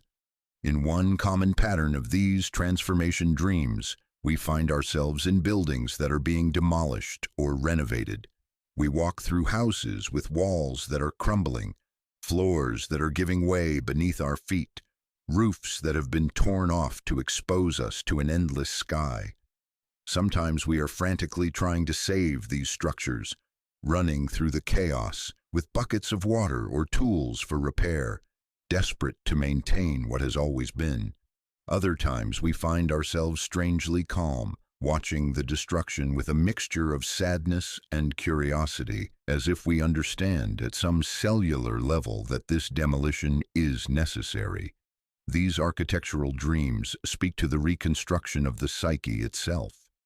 The house, in dream language, often represents the self, the organized structure of our personality, our habits, our ways of being in the world. When we dream of houses being torn down or falling apart, the unconscious is showing us that the internal architecture of our being is undergoing radical renovation.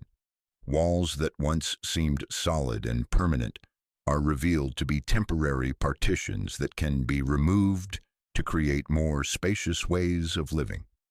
Rooms that once felt like safe havens are discovered to be prisons that have outlived their usefulness. Water dreams carry their own particular medicine.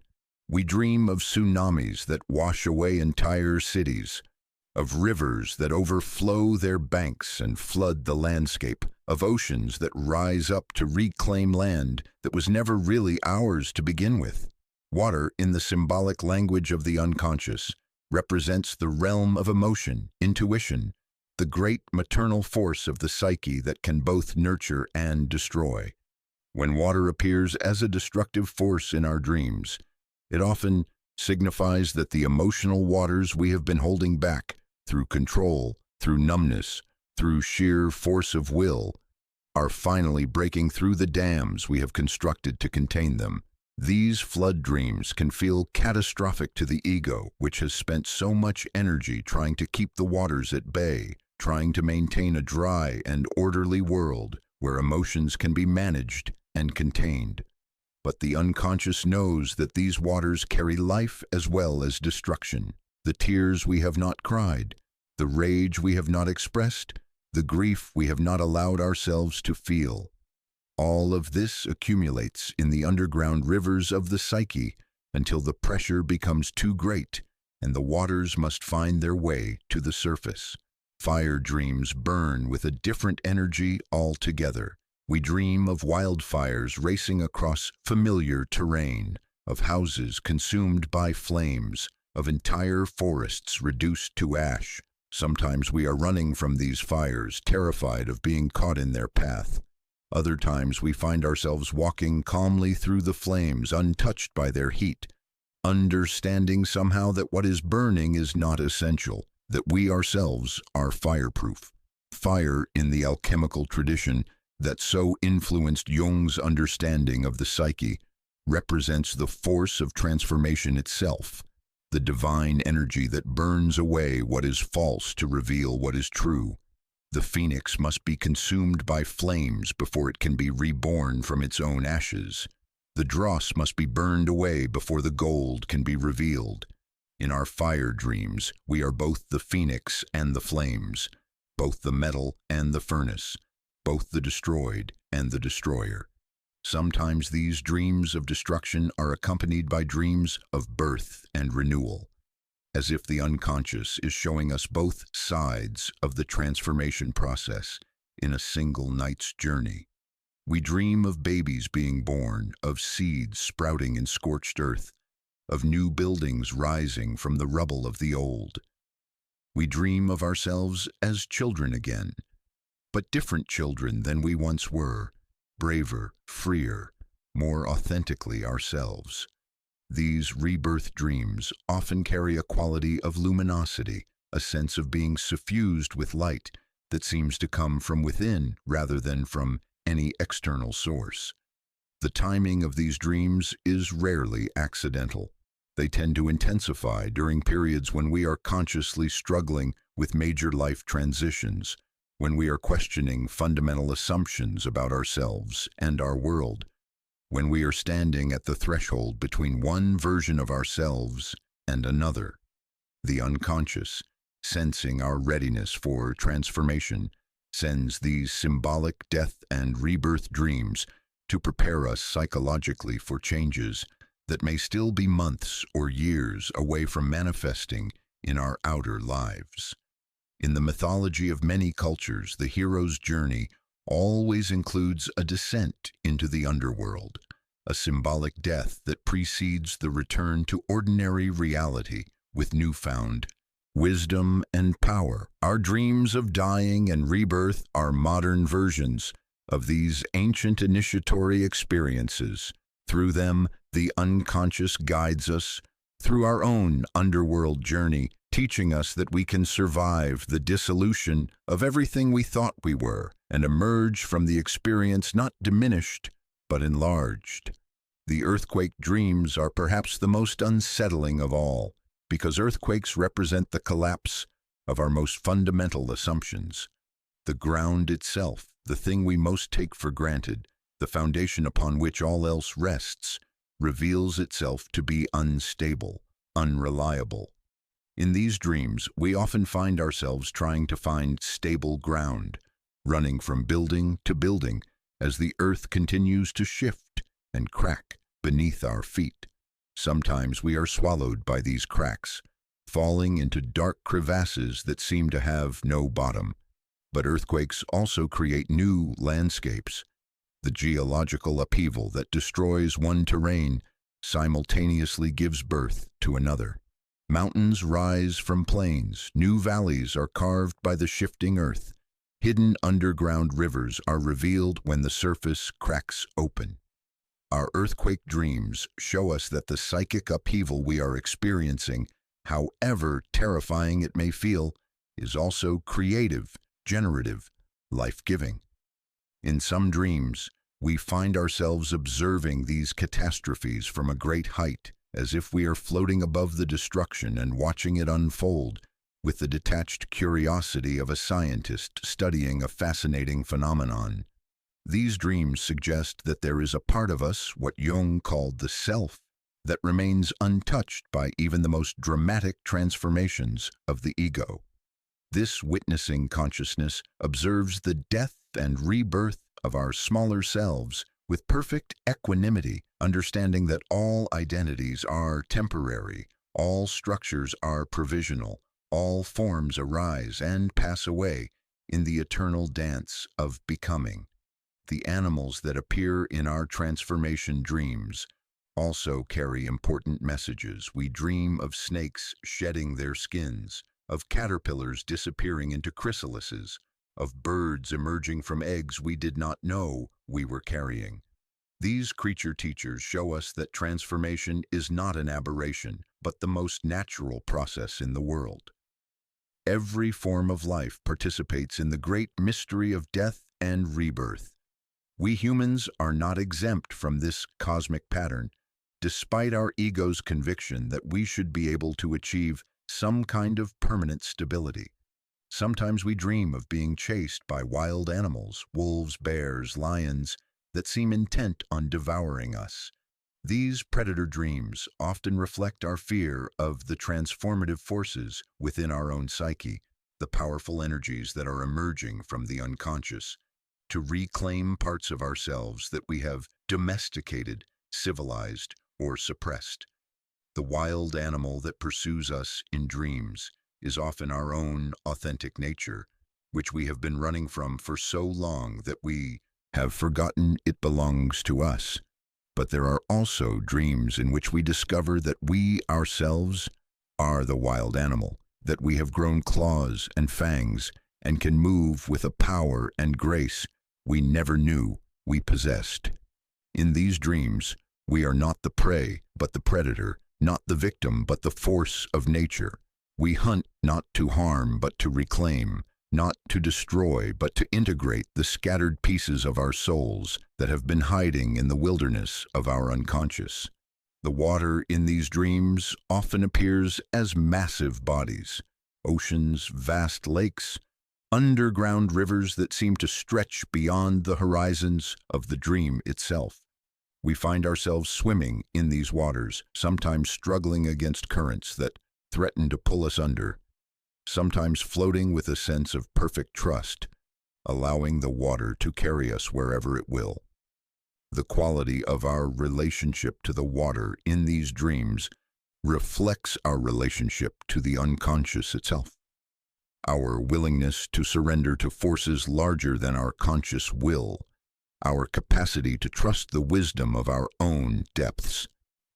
In the most profound of these dreams, we experience our own death not as tragedy, but as liberation. We feel ourselves dissolving into light, into space, into a love so vast and unconditional that the boundaries of our individual identity seem like arbitrary lines drawn on an infinite map. We understand, with a clarity that surpasses any knowledge our waking mind has ever achieved, that death is not the opposite of life, but its deepest fulfillment, that every ending is also a beginning, that every dissolution is also a transformation. These dreams of ultimate dissolution often leave us changed in ways that are difficult to articulate. We wake with a sense that something fundamental has shifted in our understanding of reality, of ourselves, of the nature of existence itself.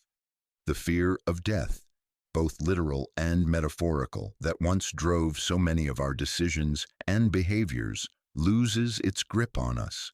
We begin to trust the transformative process more deeply, to cooperate with the changes occurring within us rather than resisting them. The dreams themselves begin to change as we progress through our transformation. The violent, catastrophic images gradually give way to gentler symbols of renewal. Gardens growing where buildings once stood, clear streams running through landscapes that were once devastated, children playing in places that were once battlefields. The unconscious, having completed its demolition project, begins to send us blueprints for reconstruction, visions of the new life that is trying to be born through the composted remains of the old. In the final phase of these transformation dreams, we often find ourselves in completely unfamiliar landscapes that nonetheless feel like home. We walk through forests we have never seen but somehow know intimately, swim in oceans that exist in no geography we can name, but that hold us with the tenderness of amniotic fluid. These dreams of the unknown, yet familiar, reflect the emergence of aspects of ourselves that are both entirely new and eternally ancient, both unprecedented and archetypal. These are dreams of the self coming into conscious awareness, dreams of the larger identity that exists beyond the boundaries of our personal history and individual psychology. In these dreams, we often encounter figures of great wisdom and power, sometimes human, sometimes divine, sometimes a combination of both, who welcome us into a larger understanding of who we are and why we are here. These dream teachers often speak in riddles or symbols, leaving us with impressions and feelings rather than concrete information, trusting that the wisdom they offer will unfold gradually in our waking life as we become ready to receive it. The landscape of these dreams is vast, cosmic, often featuring elements that seem to belong more to myth than to ordinary reality. We find ourselves on mountaintops that touch the stars, in caves that open onto other dimensions, in forests where the trees whisper secrets in languages we understand without having learned. These mythic dreamscapes reflect the mythic dimensions of our own transformation, the ways in which our personal journey of death and rebirth connects us to the great archetypal patterns that have guided human development since the beginning of consciousness.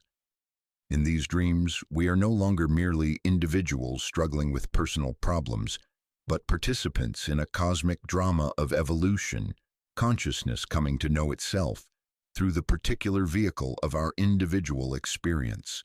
We understand that our transformation is not just about becoming a better version of ourselves, but about allowing something larger, call it the self, call it the divine, call it the evolutionary impulse itself, to emerge through us into the world.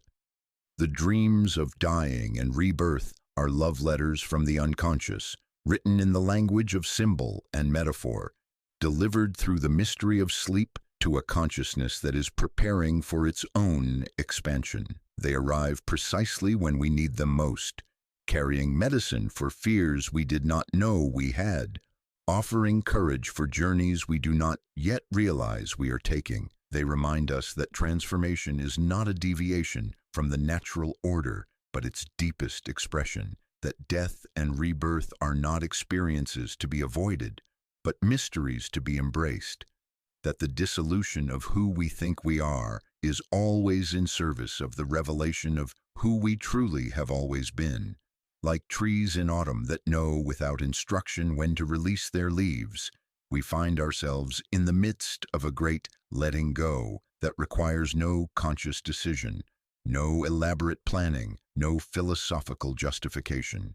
The simplification begins quietly, almost imperceptibly, as if some inner gardener has awakened after a long sleep and begun the sacred work of pruning what no longer serves the essential nature of our being.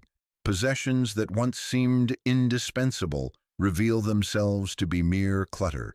Relationships that once demanded our constant attention expose themselves as energy drains disguised as obligations. Activities that once filled our calendars with the appearance of a full life suddenly feel hollow, mechanical, devoid of the vital force that makes existence feel worth living. This is not the dramatic minimalism of someone making a statement about materialism or the forced austerity of economic necessity. This is something far more mysterious and organic, an instinctual knowing that emerges from the depths of our being, as natural as the way a snake sheds its skin or a flower drops its petals when their season has ended. The emerging self, like a sculptor working in reverse, begins to chip away everything that is not essential, everything that obscures the true form that is trying to emerge from the marble of our accumulated existence. We begin to notice how much of our lives has been dedicated to maintenance rather than creation, to preservation rather than transformation. The house that once felt like a sanctuary now reveals itself to be a museum of objects that hold no living connection to who we are becoming. The closet full of clothes that we thought expressed our personality becomes a costume warehouse for identities we no longer wish to perform. The bookshelf packed with volumes we intended to read someday stands as a monument to the person we thought we should be, rather than the person we actually are. But the simplification extends far beyond the material realm into the more subtle territories of emotional and psychic space. We discover that we have been carrying the weight of other people's expectations like invisible luggage, hauling around ancient resentments and unfinished grievances that serve no purpose except to keep us tethered to versions of ourselves that no longer exist. The stories we have been telling about our lives, both to ourselves and to others, begin to feel unnecessarily complicated, overwrought with detail and drama that obscures rather than reveals the simple truth of what we have experienced.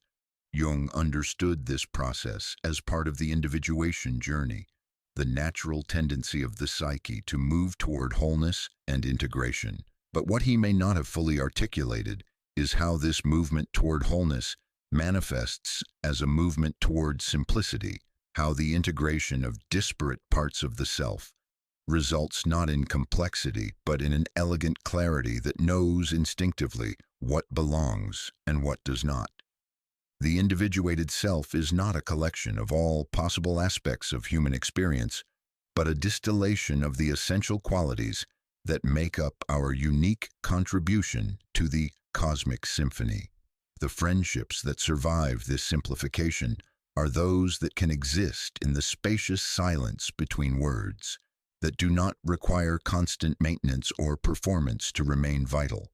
We find ourselves gravitating toward people who can be present without agenda, who can offer their company without expecting us to be anything other than what we are in this moment. The relationships that fall away are not necessarily bad relationships, but they are relationships that were built on the foundation of our former complexity, our willingness to be all things to all people, our capacity to engage in elaborate emotional choreography that no longer interests us. This letting go of relationships is perhaps the most difficult aspect of the simplification, because it challenges our most fundamental beliefs about loyalty, commitment, and love. We have been taught that good people maintain their relationships regardless of how those relationships affect their well-being, that walking away from connections is a form of selfishness or failure. But the soul that is learning to distinguish between what feeds life and what merely fills space begins to understand that true loyalty sometimes requires the courage to release what is no longer alive, to honor the natural cycles of connection and separation that govern all living systems. The activities that once seemed essential to our identity as productive, successful, socially engaged individuals begin to feel like performances we no longer have the energy to give. The committee meetings, the networking events, the social gatherings that we attended not from joy but from obligation, all of these begin to feel like costumes that no longer fit, roles in plays we no longer wish to perform. We find ourselves declining invitations, not from antisocial tendencies, but from a growing clarity about how we want to spend the precious currency of our attention. This is not withdrawal from life, but a movement toward a more authentic engagement with life. The energy that was once scattered across 100 different commitments begins to consolidate, to focus itself on the few things that truly matter to our soul's expression. We discover that when we stop trying to be everywhere, we can finally be somewhere. When we stop trying to be everything to everyone, we can finally be something real to the few people who matter most. The consumer culture that surrounds us interprets this simplification as deprivation, as a turning away from the abundance that life offers. But we begin to understand that true abundance is not about having access to infinite options, but about having the clarity to choose what truly nourishes us from among those options. The person who owns 1,000 books but has read none of them is poorer than the person who owns 10 books and has absorbed their wisdom into her bones. The person who has 100 acquaintances, but no real friends, is lonelier than the person who has 3 people who truly know and love her. In our dreams during this period, we often find ourselves in empty rooms that feel more spacious than crowded rooms, walking on clear paths rather than tangled trails, swimming in clean water rather than murky pools. The unconscious, that wise inner guide, reflects back to us the beauty of simplicity, the peace that comes from knowing what is essential. We dream of carrying small bags rather than heavy luggage, of living in simple homes rather than elaborate mansions, of wearing plain clothes that feel more comfortable than any ornate costume we have ever worn. The work that survives our simplification is work that feels less like work and more like play, less like obligation and more like expression. We find ourselves naturally gravitating toward activities that use our genuine talents rather than the skills we developed to meet external expectations.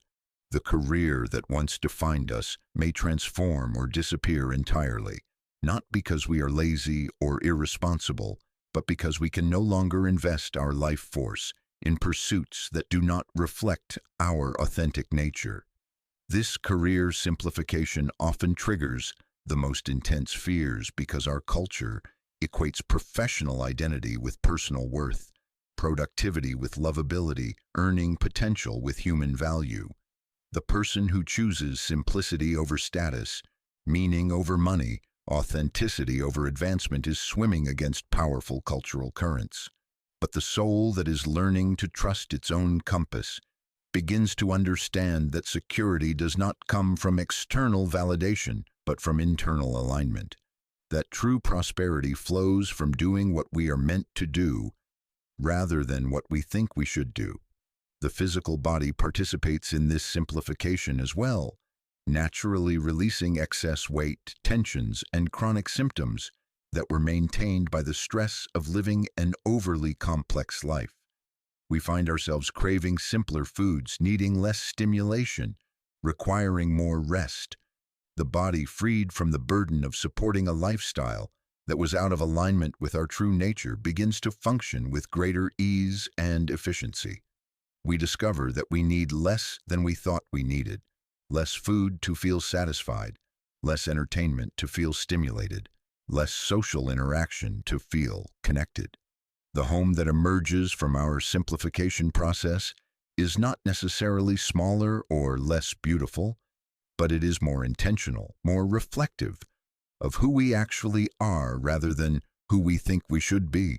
Each object that remains has earned its place through some authentic connection to our daily life or our deeper values. The space feels more alive because it is not cluttered with the ghosts of abandoned dreams or the debris of identities we have outgrown. We begin to understand that simplicity is not about having less for the sake of having less, but about creating space for what matters most to flourish. The gardener who prunes a rosebush is not punishing the plant, but helping it direct its energy toward the blooms that will bring it the greatest joy. The writer who cuts unnecessary words from her manuscript is not diminishing her work, but revealing its true power. The person who simplifies her life is not depriving herself of richness, but clearing away the obstacles that prevent her authentic richness from being seen and felt. This process of simplification often meets with resistance from others who interpret our choices as judgments of their own. The person who chooses to work less may be seen as lazy by those who have built their identity around being busy. The person who declutters her possessions may trigger guilt in those who are surrounded by objects they no longer love but cannot release. The person who simplifies her social calendar may be accused of being antisocial by those who fill their emptiness with constant activity. But the soul that is learning to distinguish between its own truth and others' projections begins to develop immunity to these accusations. We recognize that other people's discomfort with our choices often reflects their own inner conflict, about the complexity of their lives, their own unacknowledged longing for the peace that simplicity can bring. We can have compassion for their discomfort without allowing it to pull us back into the complications we have worked so hard to release. The simplification is not a one-time event, but an ongoing process, a continuous refinement of our choices in service of what is most essential. As we grow and change, different things become important to us, and what felt necessary yesterday may feel superfluous today. We learn to hold our preferences lightly, to remain open to further simplification as our understanding of what truly matters continues to evolve. In the later stages of this process, we begin to experience what can only be described as a profound sense of relief. The burden of maintaining an overly complex life, the mental energy required to juggle multiple identities, the emotional labor of sustaining relationships that drain rather than nourish us, the physical effort of caring for possessions that bring us no joy, all of this weight gradually lifts from our shoulders. We feel lighter, not because we have less, but because what we have is in perfect alignment with who we are. The paradox of simplification is that by having less, we feel more present, more peaceful, more connected to the essential rhythms of our own being. By doing less, we accomplish more of what truly matters. By being less available to everyone, we become more available to ourselves and to the few relationships that feed our soul. By owning fewer things, we feel more ownership of our own life. This simplification creates space for qualities that cannot flourish in a cluttered environment. Qualities like wonder, gratitude, presence, creativity. When our attention is not scattered across 100 different concerns, we can finally notice the extraordinary beauty that exists in ordinary moments. When our schedule is not packed with obligations, we can finally hear the quiet voice of inspiration that has been trying to reach us through the noise of our busyness. When our homes are not filled with objects we don't love, we can finally feel the peace that comes from being surrounded only by what has meaning for us. The emerging self that orchestrates this simplification has the wisdom of a master curator, knowing exactly what to keep and what to release in order to create the most authentic expression of our being. This self does not simplify out of scarcity or fear, but out of abundance. The abundance of clarity, the richness of knowing what truly matters, the wealth of attention that becomes available when it is not dissipated across too many competing demands. As the simplification deepens, we begin to understand that we are not becoming less complex as human beings, but rather more integrated. The various aspects of our personality that once seemed to require different costumes, different relationships, different environments to express themselves, begin to find ways to coexist harmoniously within the unified field of our authentic being. We no longer need multiple identities because our one true identity is spacious enough to contain all of our genuine complexity. The tree that has shed its unnecessary branches does not become less of a tree, but more of itself, more able to withstand storms, more capable of producing fruit, more beautiful in its essential form. The life that has been simplified through this natural process of discernment does not become less rich, but more concentrated, like wine that has aged until only its finest qualities remain. In the end, we discover that the simplification was never about having less, but about becoming more ourselves, more present, more alive to the beauty and meaning that were always available, but were obscured by the complexity we thought we needed to maintain.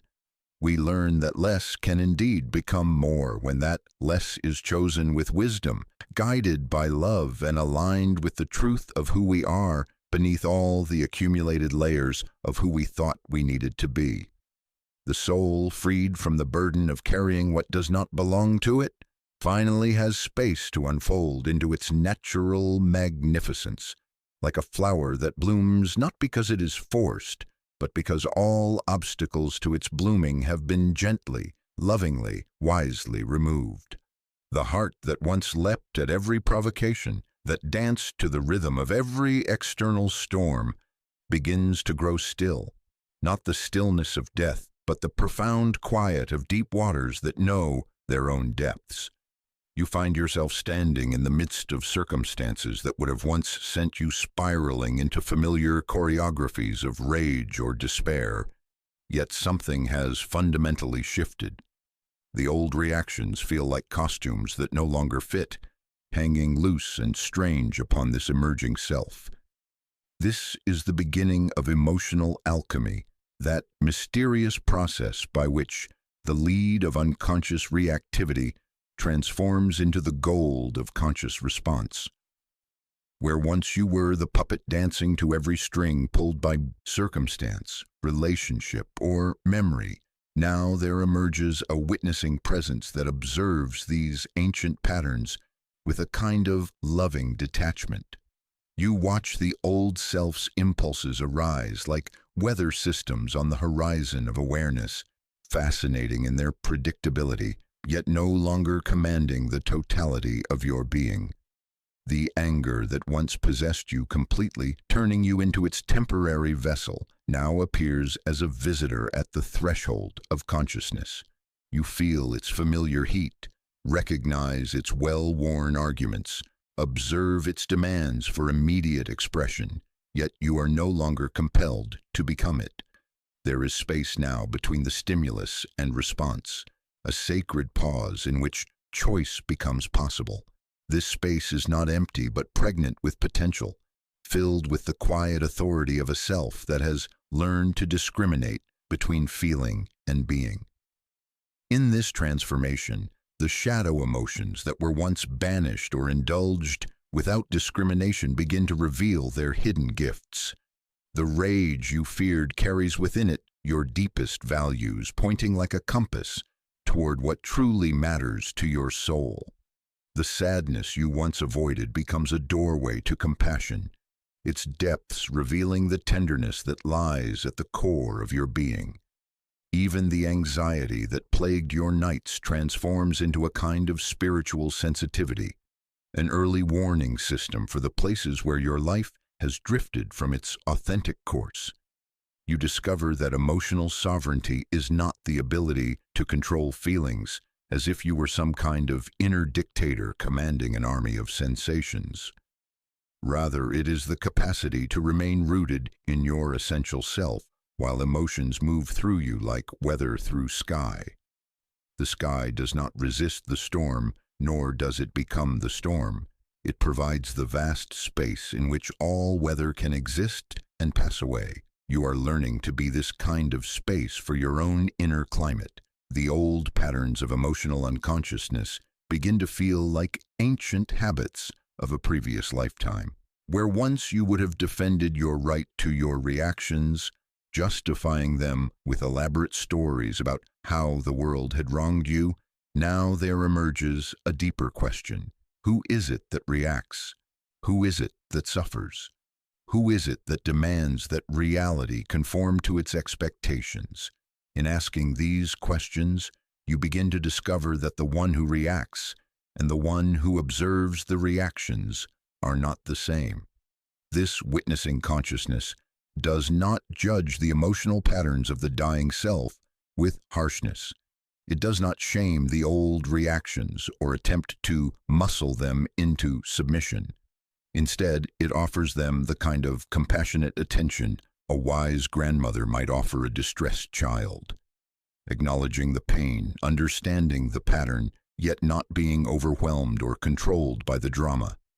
There is love here, but it is love with boundaries, love with wisdom, love that knows when to hold and when to let go. The enantiodromia of emotional development reveals itself in the most unexpected ways. The person who once prided themselves on their emotional intensity discovers the power of emotional stillness. The one who was afraid of their anger finds strength in its transformed energy. The individual who sought to be perpetually positive learns the freedom that comes from accepting the full spectrum of human feeling without being imprisoned by any single emotional state. You begin to notice how the old emotional patterns were largely unconscious reactions to unconscious patterns in others. The button pushers in your life seem to lose their power as you stop providing buttons to push. The relationships that were built on mutual emotional reactivity begin to transform or naturally fade away, making space for connections based on conscious choice rather than unconscious compulsion. This is not coldness but clarity, not withdrawal, but the establishment of healthy boundaries between self and other. In the depths of this transformation, you encounter what Jung called the transcendent function, that mysterious capacity of the psyche to hold opposing emotional truths in dynamic tension. You can be angry and loving simultaneously. You can feel deep sadness while remaining fundamentally unbroken. You can experience fear while maintaining an underlying trust in the process of life. These are not contradictions but complementarities, the both and reality that emerges when consciousness expands beyond the either-or limitations of the ego mind. The dying self's emotional patterns often centered around the need to be right, the demand to be understood, the insistence that others validate its experience. The emerging self discovers something far more precious, the capacity for authentic self-validation that does not depend on external confirmation. Your emotions become information rather than commands, valuable data about your inner landscape rather than irresistible directives for action. This emotional alchemy requires tremendous courage, for it means releasing the familiar identity that was built around particular patterns of feeling and reaction. The person who was the angry one or the sensitive one or the emotional one must die for the integrated self to be born. This death can feel like losing something essential, yet what is lost is only the limitation, not the authentic emotion itself. You discover that true emotion, freed from the compulsions of ego, is far more powerful and meaningful than the reactive patterns it replaces. The process unfolds in spirals rather than straight lines. Old patterns return, but each time they do, consciousness has expanded and the spiral moves upward. The anger that once consumed you for days now passes through in minutes. The depression that once felt permanent reveals itself to be temporary weather in the vast sky of awareness. The anxiety that once drove compulsive behaviors becomes a signal calling you back to presence and authentic action. You learn to metabolize emotional energy rather than simply discharge it. Like learning to digest food more completely, extracting every nutrient while releasing the waste, you begin to extract the wisdom and energy from emotional experiences while releasing their compulsive and unconscious aspects. This is the true meaning of emotional maturity, not the absence of feeling, but the capacity to transform feeling into wisdom, energy, and authentic action. The relationships around you begin to reflect this inner transformation. Those who were comfortable with the old patterns of emotional unconsciousness may feel challenged by your new responses or lack thereof. The drama that once fed certain connections starves in the presence of your emotional sovereignty, yet new forms of intimacy become possible. Connections based on presence rather than reactivity, on conscious choice rather than unconscious compulsion. In quiet moments, you marvel at this strange new landscape of the heart. Emotions still arise, sometimes with surprising intensity, yet there is a foundation now that remains steady beneath all the movements of feeling. You have found your emotional center of gravity, that point of balance from which you can experience the full range of human emotion without losing yourself in any particular state. This center is not cold or detached, but vibrantly alive, more truly present to emotional reality than the old patterns of unconscious reactivity ever were. You feel more deeply, not less. but you feel from a place of choice and awareness rather than compulsion and unconsciousness. The emotions themselves seem grateful for this new relationship, as if they too prefer being witnessed and honored rather than becoming the temporary masters of your entire being. The dying self's emotional patterns were often attempts to control the uncontrollable, to force reality to conform to its preferences through the sheer force of feeling. The emerging self learns the freedom that comes from accepting what is while choosing how to respond. This acceptance is not passive but profoundly active, for it requires the constant choice to remain present to what is actually happening rather than to what you wish were happening or fear might happen. In this great emotional alchemical work, you discover that feelings are not facts, reactions are not truths, and the intensity of an emotion does not necessarily correspond to its importance or accuracy. You learn to ask new questions. What is this emotion trying to tell me? What old wound or pattern is being triggered? What authentic need or value lies beneath this reactive surface? How can I honor the messenger while choosing my response consciously? The transformation continues its mysterious work, spiraling ever deeper into the authentic self that has always existed beneath the layers of conditioning and unconscious pattern. Each day brings new opportunities to practice this emotional alchemy, to transform the lead of reactivity into the gold of conscious response. You are becoming an artist of emotion, learning to work with the raw material of feeling to create something beautiful, something true, something that serves not just your own healing, but the healing of all your relationships, and ultimately, the world itself. You watch from what feels like a great height as the emotional storms of others rage below. Where once you would have descended immediately into the valley of their distress, your feet now remain planted on higher ground. This is not the cold detachment of indifference, nor the defensive withdrawal of the wounded heart. This is something entirely new, a compassionate distance that allows you to see clearly without being consumed, to care deeply without being destroyed. The old self that rushed toward every crisis like a moth to flame has quietly stepped back into shadow. In its place stands a presence that offers something far more valuable than anxious intervention, the gift of steady ground. You have become what others need most, not another person caught in the whirlwind of reactivity, but a calm center around which healing can organize itself. This transformation feels almost alien at first. The familiar pull to rescue, to fix, to absorb the pain of others and make it your own. These impulses still arise, but they meet something they have never encountered before: conscious choice. You feel the gravitational tug of old patterns, the way your nervous system still wants to synchronize with distress, yet there is now a deeper authority that can say no to these ancient compulsions. The dying of the rescuer self is particularly poignant, for this aspect of your personality once felt so noble, so necessary. Who were you if not the one who could fix things, who could take on the burdens of others, who could love so hard that it healed the world's wounds? The identity built around being needed, being the emotional caretaker, being the solution to others' problems. This identity must be surrendered for the mature heart to emerge.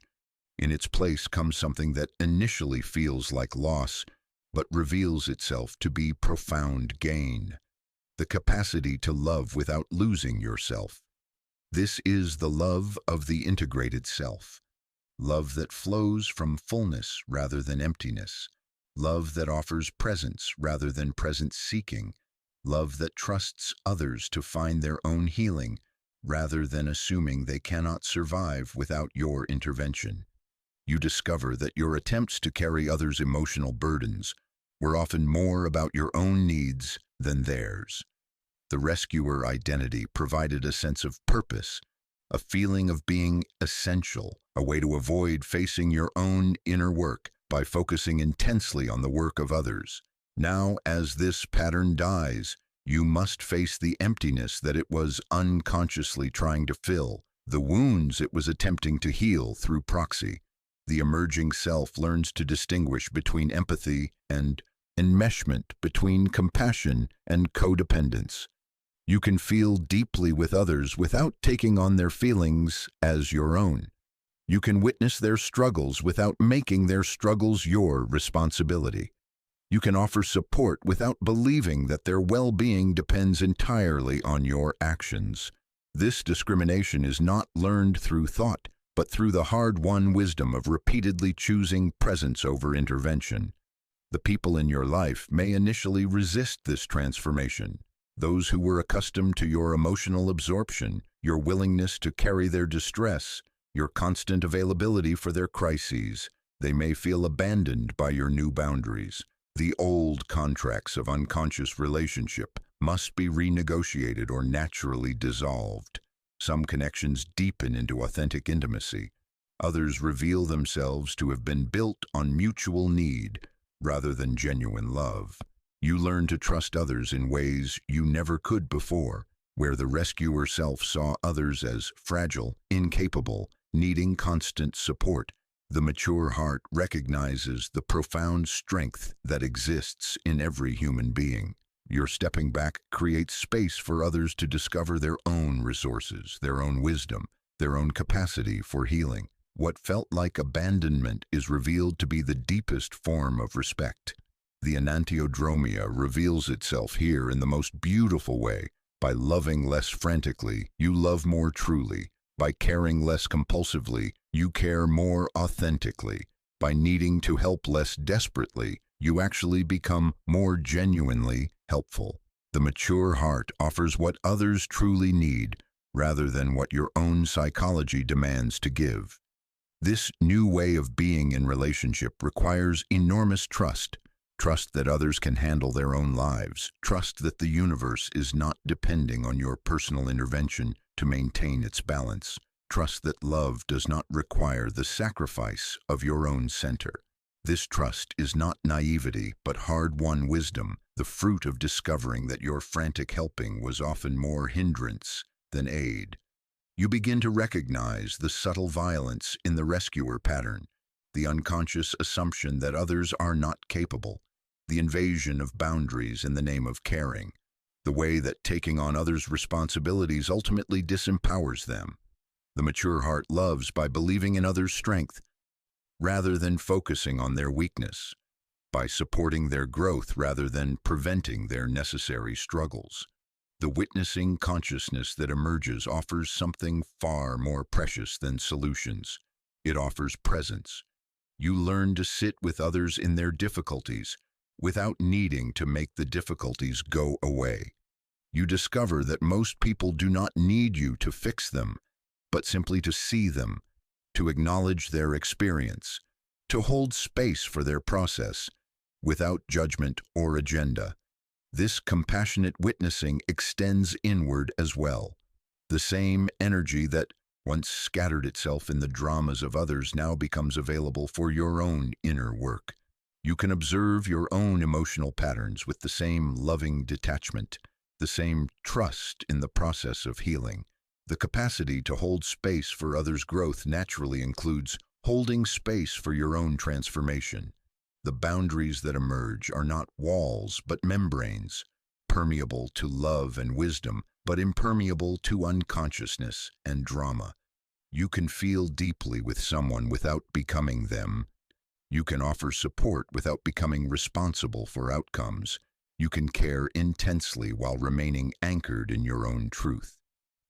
This is the paradox of mature love. The more clearly you know where you end and others begin, the more intimately you can connect. In relationships, you discover the power of loving detachment, not the detachment of indifference, but the detachment of wisdom. You love people enough to let them have their own experiences, their own lessons, their own timing. You care enough to resist the impulse to control their process through your caring. You trust enough to let them find their own way, even when that way looks difficult or dangerous from your perspective. The old patterns of emotional enmeshment reveal themselves to have been a form of spiritual materialism, using service to others as a way to feel special, needed, important. The mature heart serves from a different place entirely, from the fullness of its own being rather than from the emptiness of its own need. This service is less dramatic but far more effective, less visible, but infinitely more nourishing. You learn to recognize the difference between someone asking for help and someone unconsciously asking you to join them in their unconsciousness. The former receives your presence and support. The latter receives your compassionate distance. You discover that saying no to unconscious requests is often the most loving response, even when it is not received that way initially. The transformation continues its work in the subtle realms of energy and presence. Your nervous system learns to maintain its own regulation rather than constantly seeking to regulate others. Your emotional field becomes clear and stable rather than reactive and chaotic. Others feel this stability and are naturally drawn to it, but they can no longer destabilize it through their own turbulence. In quiet moments, you marvel at this strange new way of loving. It is both more and less than what came before, less dramatic but more sustainable, less intense but more intimate, less needed but more genuinely helpful. You have discovered that the greatest gift you can offer others is not your sacrifice, but your wholeness, not your concern, but your peace, not your answers, but your presence. This compassionate witness that you have become offers the world something it desperately needs: an example of love without attachment, care without control, engagement without enmeshment. You become living, proof that it is possible to remain open-hearted without being emptied by the world's pain, to care deeply without carrying what belongs to others, to serve love without sacrificing yourself on its altar. The dying self's relationships were often based on mutual unconsciousness, on shared patterns of drama and rescue, on the agreement to remain small together. The emerging self attracts and creates relationships based on mutual growth, on shared commitment to consciousness, on the agreement to support each other's highest potential. This is love as a spiritual practice rather than an emotional addiction, relationship as a path of awakening rather than a strategy for avoiding your own inner work. The rigid architecture of moral certainty begins to soften like ice in spring sunlight. Those towering structures of right and wrong, good and bad, that once organized your inner landscape with such fierce precision, they start to reveal their temporary nature, their human construction, their beautiful limitation. You find yourself standing in a place that exists beyond the black and white territories of judgment, a liminal space where complexity is welcomed rather than feared, where paradox becomes teacher rather than enemy. This is not the collapse of moral discernment, but its profound evolution. The dying self's need to categorize, to sort experience into neat moral containers, gives way to something far more subtle and alive, a kind of moral artistry that can appreciate the shadows and lights dancing together in every human story, every situation, every choice. You are learning to see with the eyes of wisdom rather than the harsh, fluorescent glare of righteousness. The process begins subtly, perhaps with a moment when someone you had labeled as bad reveals unexpected depth, complexity, even beauty. Or perhaps it emerges when your own actions, which you had confidently placed in the good category, show their shadow side, their unintended consequences, their mixed motivations. The old certainties begin to wobble like buildings in an earthquake, not destructively, but in a way that reveals their foundations were never as solid as you believed. This dissolution can feel terrifying to the part of you that found identity and security in moral clarity. Who are you if not the one who knows right from wrong? How do you navigate life without the compass of absolute judgment? How do you make decisions without the clear categories that once made choice seem simple? These questions arise like smoke from the funeral pyre of the judging self, and they must be met with patience and trust in the process of becoming. What emerges is not moral relativism, that flaccid philosophy that claims all choices are equal, but something far more sophisticated: moral maturity. You begin to see that life is too complex, too nuanced, too mysteriously interconnected for the crude instruments of simple judgment. The world reveals itself as a place where light and shadow are not enemies but dance partners, where every virtue contains the seed of its own vice, where every apparent evil may serve some larger purpose, invisible to the limited perspective of the ego. You discover that your moral judgments were often projections of your own inner conflicts, your own unintegrated shadow material. The qualities you most vehemently condemned in others were frequently the very aspects of yourself that you could not accept or acknowledge. The righteous anger you felt toward bad people was often the displaced energy of your own self-rejection. As you begin to embrace your own wholeness, your capacity to see wholeness in others naturally expands. The sacred neutrality that develops is not indifference, but its opposite, a profound caring that includes rather than excludes, that seeks to understand rather than condemn, that recognizes the full spectrum of human experience as part of the great mystery of existence. You learn to hold space for complexity, to sit with the uncomfortable truth that most situations contain multiple valid perspectives, multiple layers of meaning, multiple invitations to growth. This transformation reveals the violence inherent in rigid moral thinking. Every time you reduced a person to a category, you committed a kind of spiritual murder, killing their complexity in favor of your comfort. Every situation you dismissed with quick judgment was an opportunity for deeper understanding that you traded for the false security of knowing. The dying self's addiction to being right is revealed as a subtle form of cruelty, both toward others and toward the fullness of reality itself. The emerging consciousness learns to ask different questions. Instead of, is this right or wrong? You find yourself inquiring, what is being asked of me here? What is trying to emerge? What wounds are seeking healing? What growth is being invited?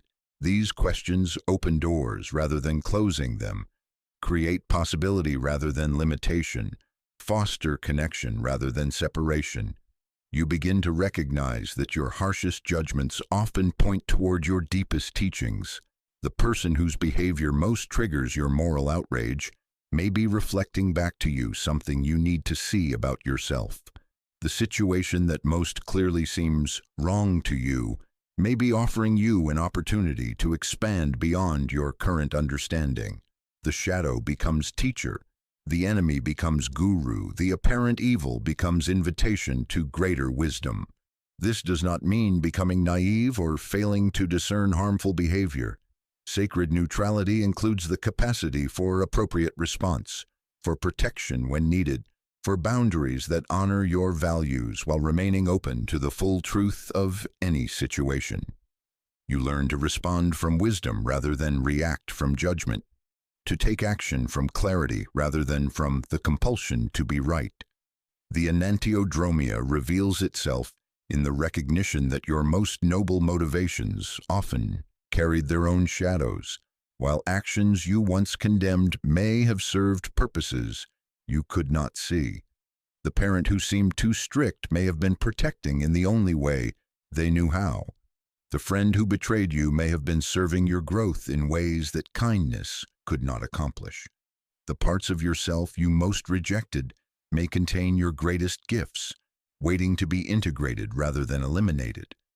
You discover that the universe is not a courtroom requiring your constant verdicts, but a mystery school offering continuous opportunities for deeper understanding. Every person you meet, every situation you encounter, Every challenge you face becomes curriculum rather than evidence for prosecution. This shift from judge to student, from critic to learner, opens up dimensions of experience that were previously invisible.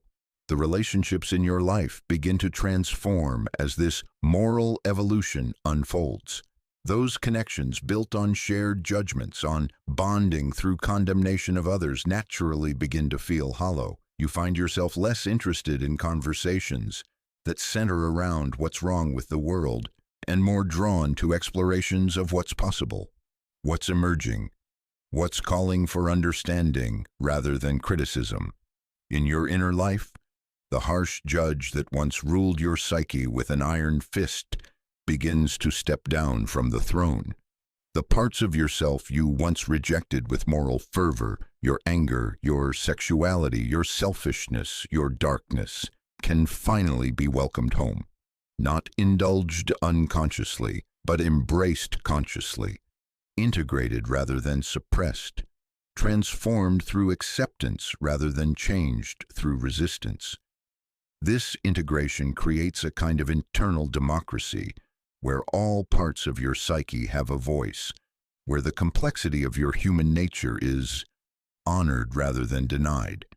You become whole, not through moral perfection, but through moral inclusion, not by eliminating your shadow, but by befriending it, not by becoming good, but by becoming real. The sacred neutrality that emerges carries profound healing power.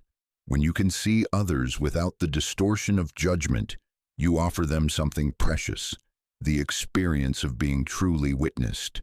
Your presence becomes a sanctuary where people can reveal their complexity without fear of condemnation, where their full humanity is welcomed rather than edited for your comfort.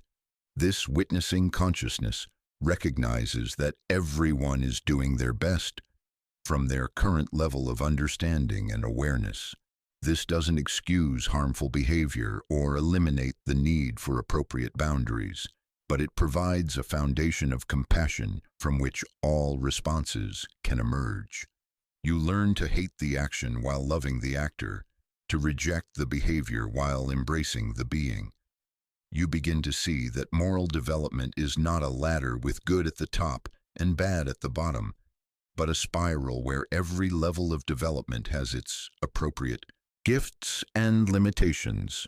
The person operating from a different moral framework is not necessarily inferior, but may be offering a perspective that your own moral sophistication cannot yet appreciate. Humility becomes the companion of wisdom. The dying self's moral righteousness often served as armor against the vulnerability of not knowing, the discomfort of complexity, the challenge of thinking for yourself rather than relying on inherited categories. The emerging self has the courage to live in the questions, to dwell in uncertainty, to make decisions from wisdom rather than rules, to trust the intelligence of the heart as much as the logic of the mind. This transformation extends to your relationship with your own past. The choices you once judged harshly, the mistakes you condemned mercilessly, the parts of your history that generated shame and regret, all of these begin to be seen through the lens of sacred neutrality. You recognize that every choice was made from the consciousness available at that time, that every mistake was a form of learning, that every shadow experience contributed to the wholeness you are now becoming. The sacred neutrality is not passive, but vibrantly alive. Not detached, but deeply engaged. Not uncaring, but caring in a way that includes rather than excludes. It is the consciousness of the wise elder who has seen enough of life to know that the story is far more complex and beautiful than any single moral framework can capture. You are becoming this wise elder regardless of your chronological age. In quiet moments of reflection, you marvel at this strange new way of seeing. The world has not changed, but your perception has been cleansed of the cataracts of judgment. Colors are more vivid, complexity is more beautiful, mystery is more welcome. You realize that your moral judgments were like sunglasses that filtered out much of the light, and removing them reveals a reality far more luminous than you had imagined. This journey beyond good and bad is ultimately a journey toward love, not the sentimental love that requires its object to be perfect, but the mature love that can embrace reality as it is while still working for what it might become. You discover that true morality is not about following rules, but about serving love. Not about being right, but about being whole. Not about judging the world, but about healing it through your own integration and understanding. Here, at the end that is no ending, we arrive at the great paradox that illuminates the entire journey of transformation. That you must die to truly live, must lose yourself to find yourself, must surrender the smaller self to birth the greater self. Like the mythical phoenix that builds its own funeral pyre, only to rise from the ashes more magnificent than before, the process of individuation demands nothing less than the conscious participation in your own psychological death and rebirth. This is not metaphor, but lived reality, not philosophy, but embodied truth. You have felt it in your bones, the way the old self must literally die for the authentic self to emerge. Every attachment that has fallen away, every identity that has crumbled, every certainty that has dissolved has been part of this sacred immolation. You have been both the phoenix and the fire, both the dying and the birthing, both the ashes and the wings that rise from them. The paradox penetrates to the very core of existence. Life and death are not opposites, but intimate partners in the dance of becoming.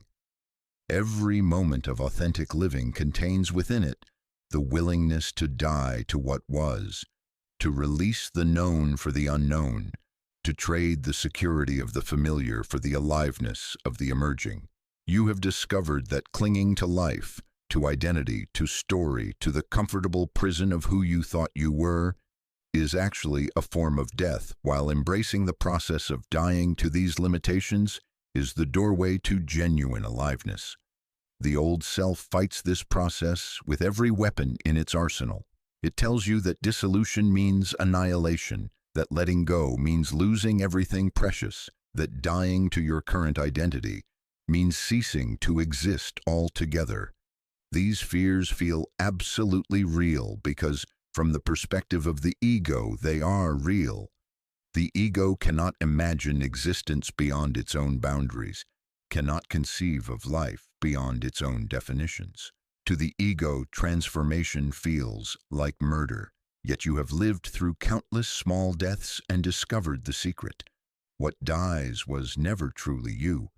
The roles you thought defined you, the stories you believed constituted your essence, the wounds you imagined were your identity, all of these were merely temporary costumes worn by something far more fundamental, far more indestructible.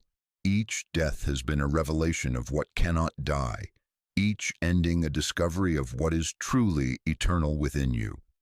The Phoenix paradox reveals itself most clearly in the moments of deepest crisis, when everything you thought you could depend upon crumbles simultaneously. These are the moments when the old self builds its funeral pyre, not consciously, but through the very intensity of its clinging, its refusal to flow with the river of change.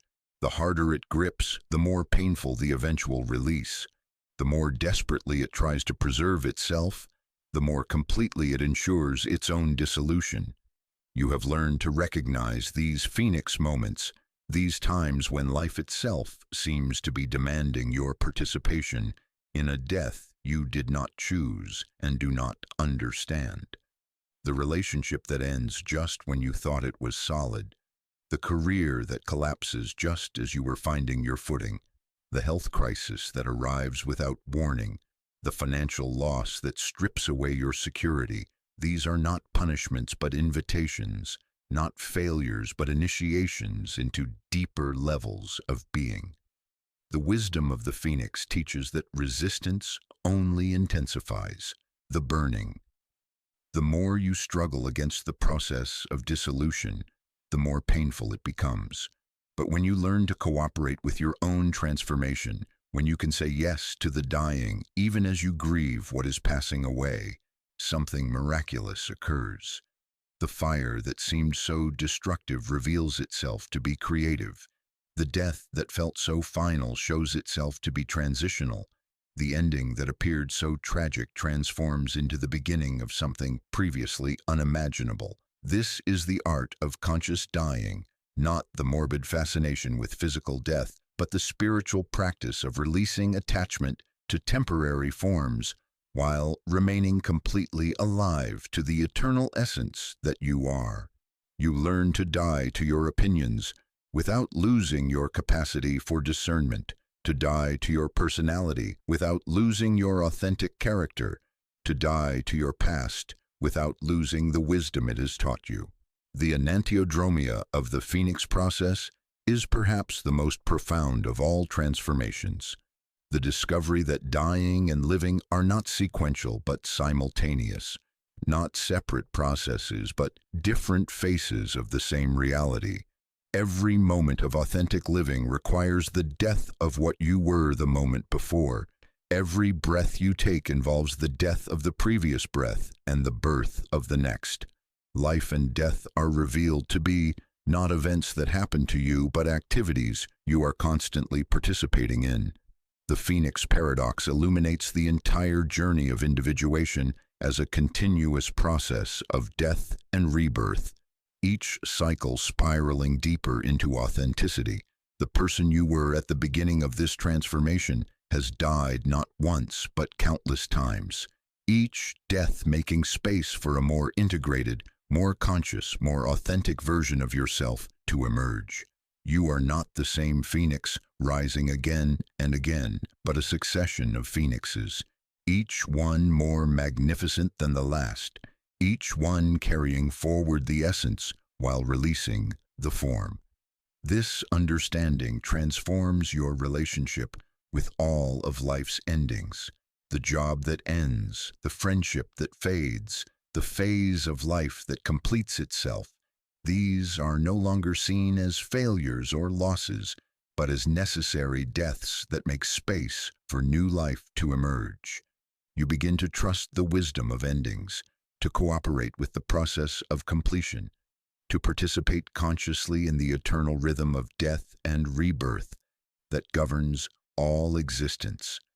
The Phoenix consciousness that emerges is simultaneously utterly vulnerable and completely indestructible. Vulnerable because it no longer hides behind the armor of false identities, no longer defends the prison of limiting beliefs, no longer protects the small self from the vastness of reality. Indestructible because it has discovered what remains when everything else is stripped away. The essential self that is both your deepest identity and your participation in the universal consciousness that creates and sustains all life. You learn to build your life from this Phoenix consciousness, creating forms and structures and relationships, while holding them lightly, knowing that everything you build contains within it the seeds of its own eventual dissolution.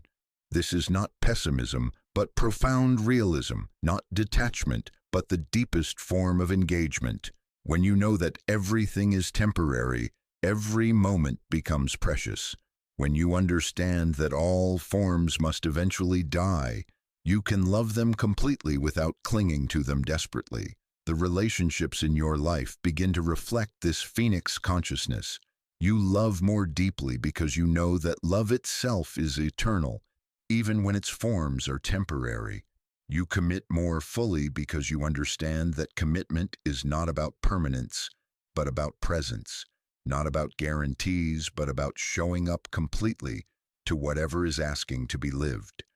You let go more gracefully because you know that releasing what must die makes space for what wants to be born. In your work and creativity, the Phoenix paradox reveals itself as the willingness to destroy your previous creations, to make way for new ones. The writer burns the manuscript that no longer serves the emerging vision. The artist paints over the canvas that has served its purpose. The entrepreneur shuts down the business that has reached its natural completion.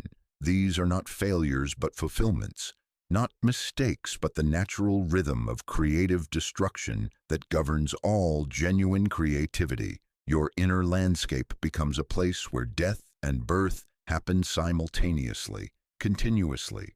Old beliefs die as new understanding dawns. Familiar emotions complete their cycle as fresh feelings emerge. Habitual thoughts dissolve as original insights arise. You become a living demonstration of the Phoenix principle, constantly dying to who you were and being born into who you are becoming. The Phoenix paradox extends to your relationship with your own mortality.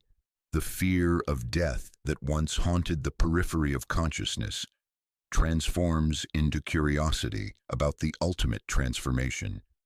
You have died so many times in small ways that physical death begins to feel not like an ending but like a graduation, not like a failure but like the completion of a curriculum in embodied consciousness. Death becomes not something that happens to you but something you participate in, not an enemy to be feared, but a teacher to be honored. This does not mean becoming reckless with life or nihilistic about existence. Rather, it means living with such full presence that every moment contains eternity, loving with such completeness that every connection touches the eternal, creating with such authenticity that every expression carries the signature of the divine. When you know how to die consciously, you discover how to live fully. The phoenix that you have become carries the memory of all its previous incarnations while being completely present to its current form. You remember who you used to be with compassion and without identification. The anxious person, the angry person, the confused person, the wounded person, all of these remain part of your story, but none of them remains your identity. They are characters you have played, costumes you have worn, lessons you have learned on the path to discovering your essential nature. In quiet moments of reflection, you can feel the phoenix consciousness alive within you, that part of yourself that is always ready to release what must be released, always willing to embrace what wants to emerge, always dancing at the edge between form and formlessness, always participating in the great mystery of consciousness, expressing itself through the play of death and rebirth. This is your gift to the world, the living demonstration that transformation is possible, that death is not the enemy of life, but its most intimate partner, that every ending contains new beginnings, that every crisis carries within it the seeds of breakthrough. You have become a phoenix not through avoiding the fire, but through learning to dance with it, not through conquering death, but through befriending it, not through transcending the paradox, but through embodying it. The journey continues, for the phoenix consciousness knows that there is no final destination, no ultimate achievement, no place where the process of dying and birthing comes to an end. Each day brings new opportunities to practice conscious dying, new invitations to release what no longer serves, new possibilities for rebirth into greater authenticity and aliveness. You are the phoenix, you are the fire, you are the ashes, you are the rising, and in this recognition lies the great secret of individuation, that you are not a separate self struggling to survive in a hostile universe, but consciousness itself, playing the cosmic game of forgetting and remembering, dying and being reborn, losing itself and finding itself again in the eternal dance of existence, exploring its own infinite possibilities.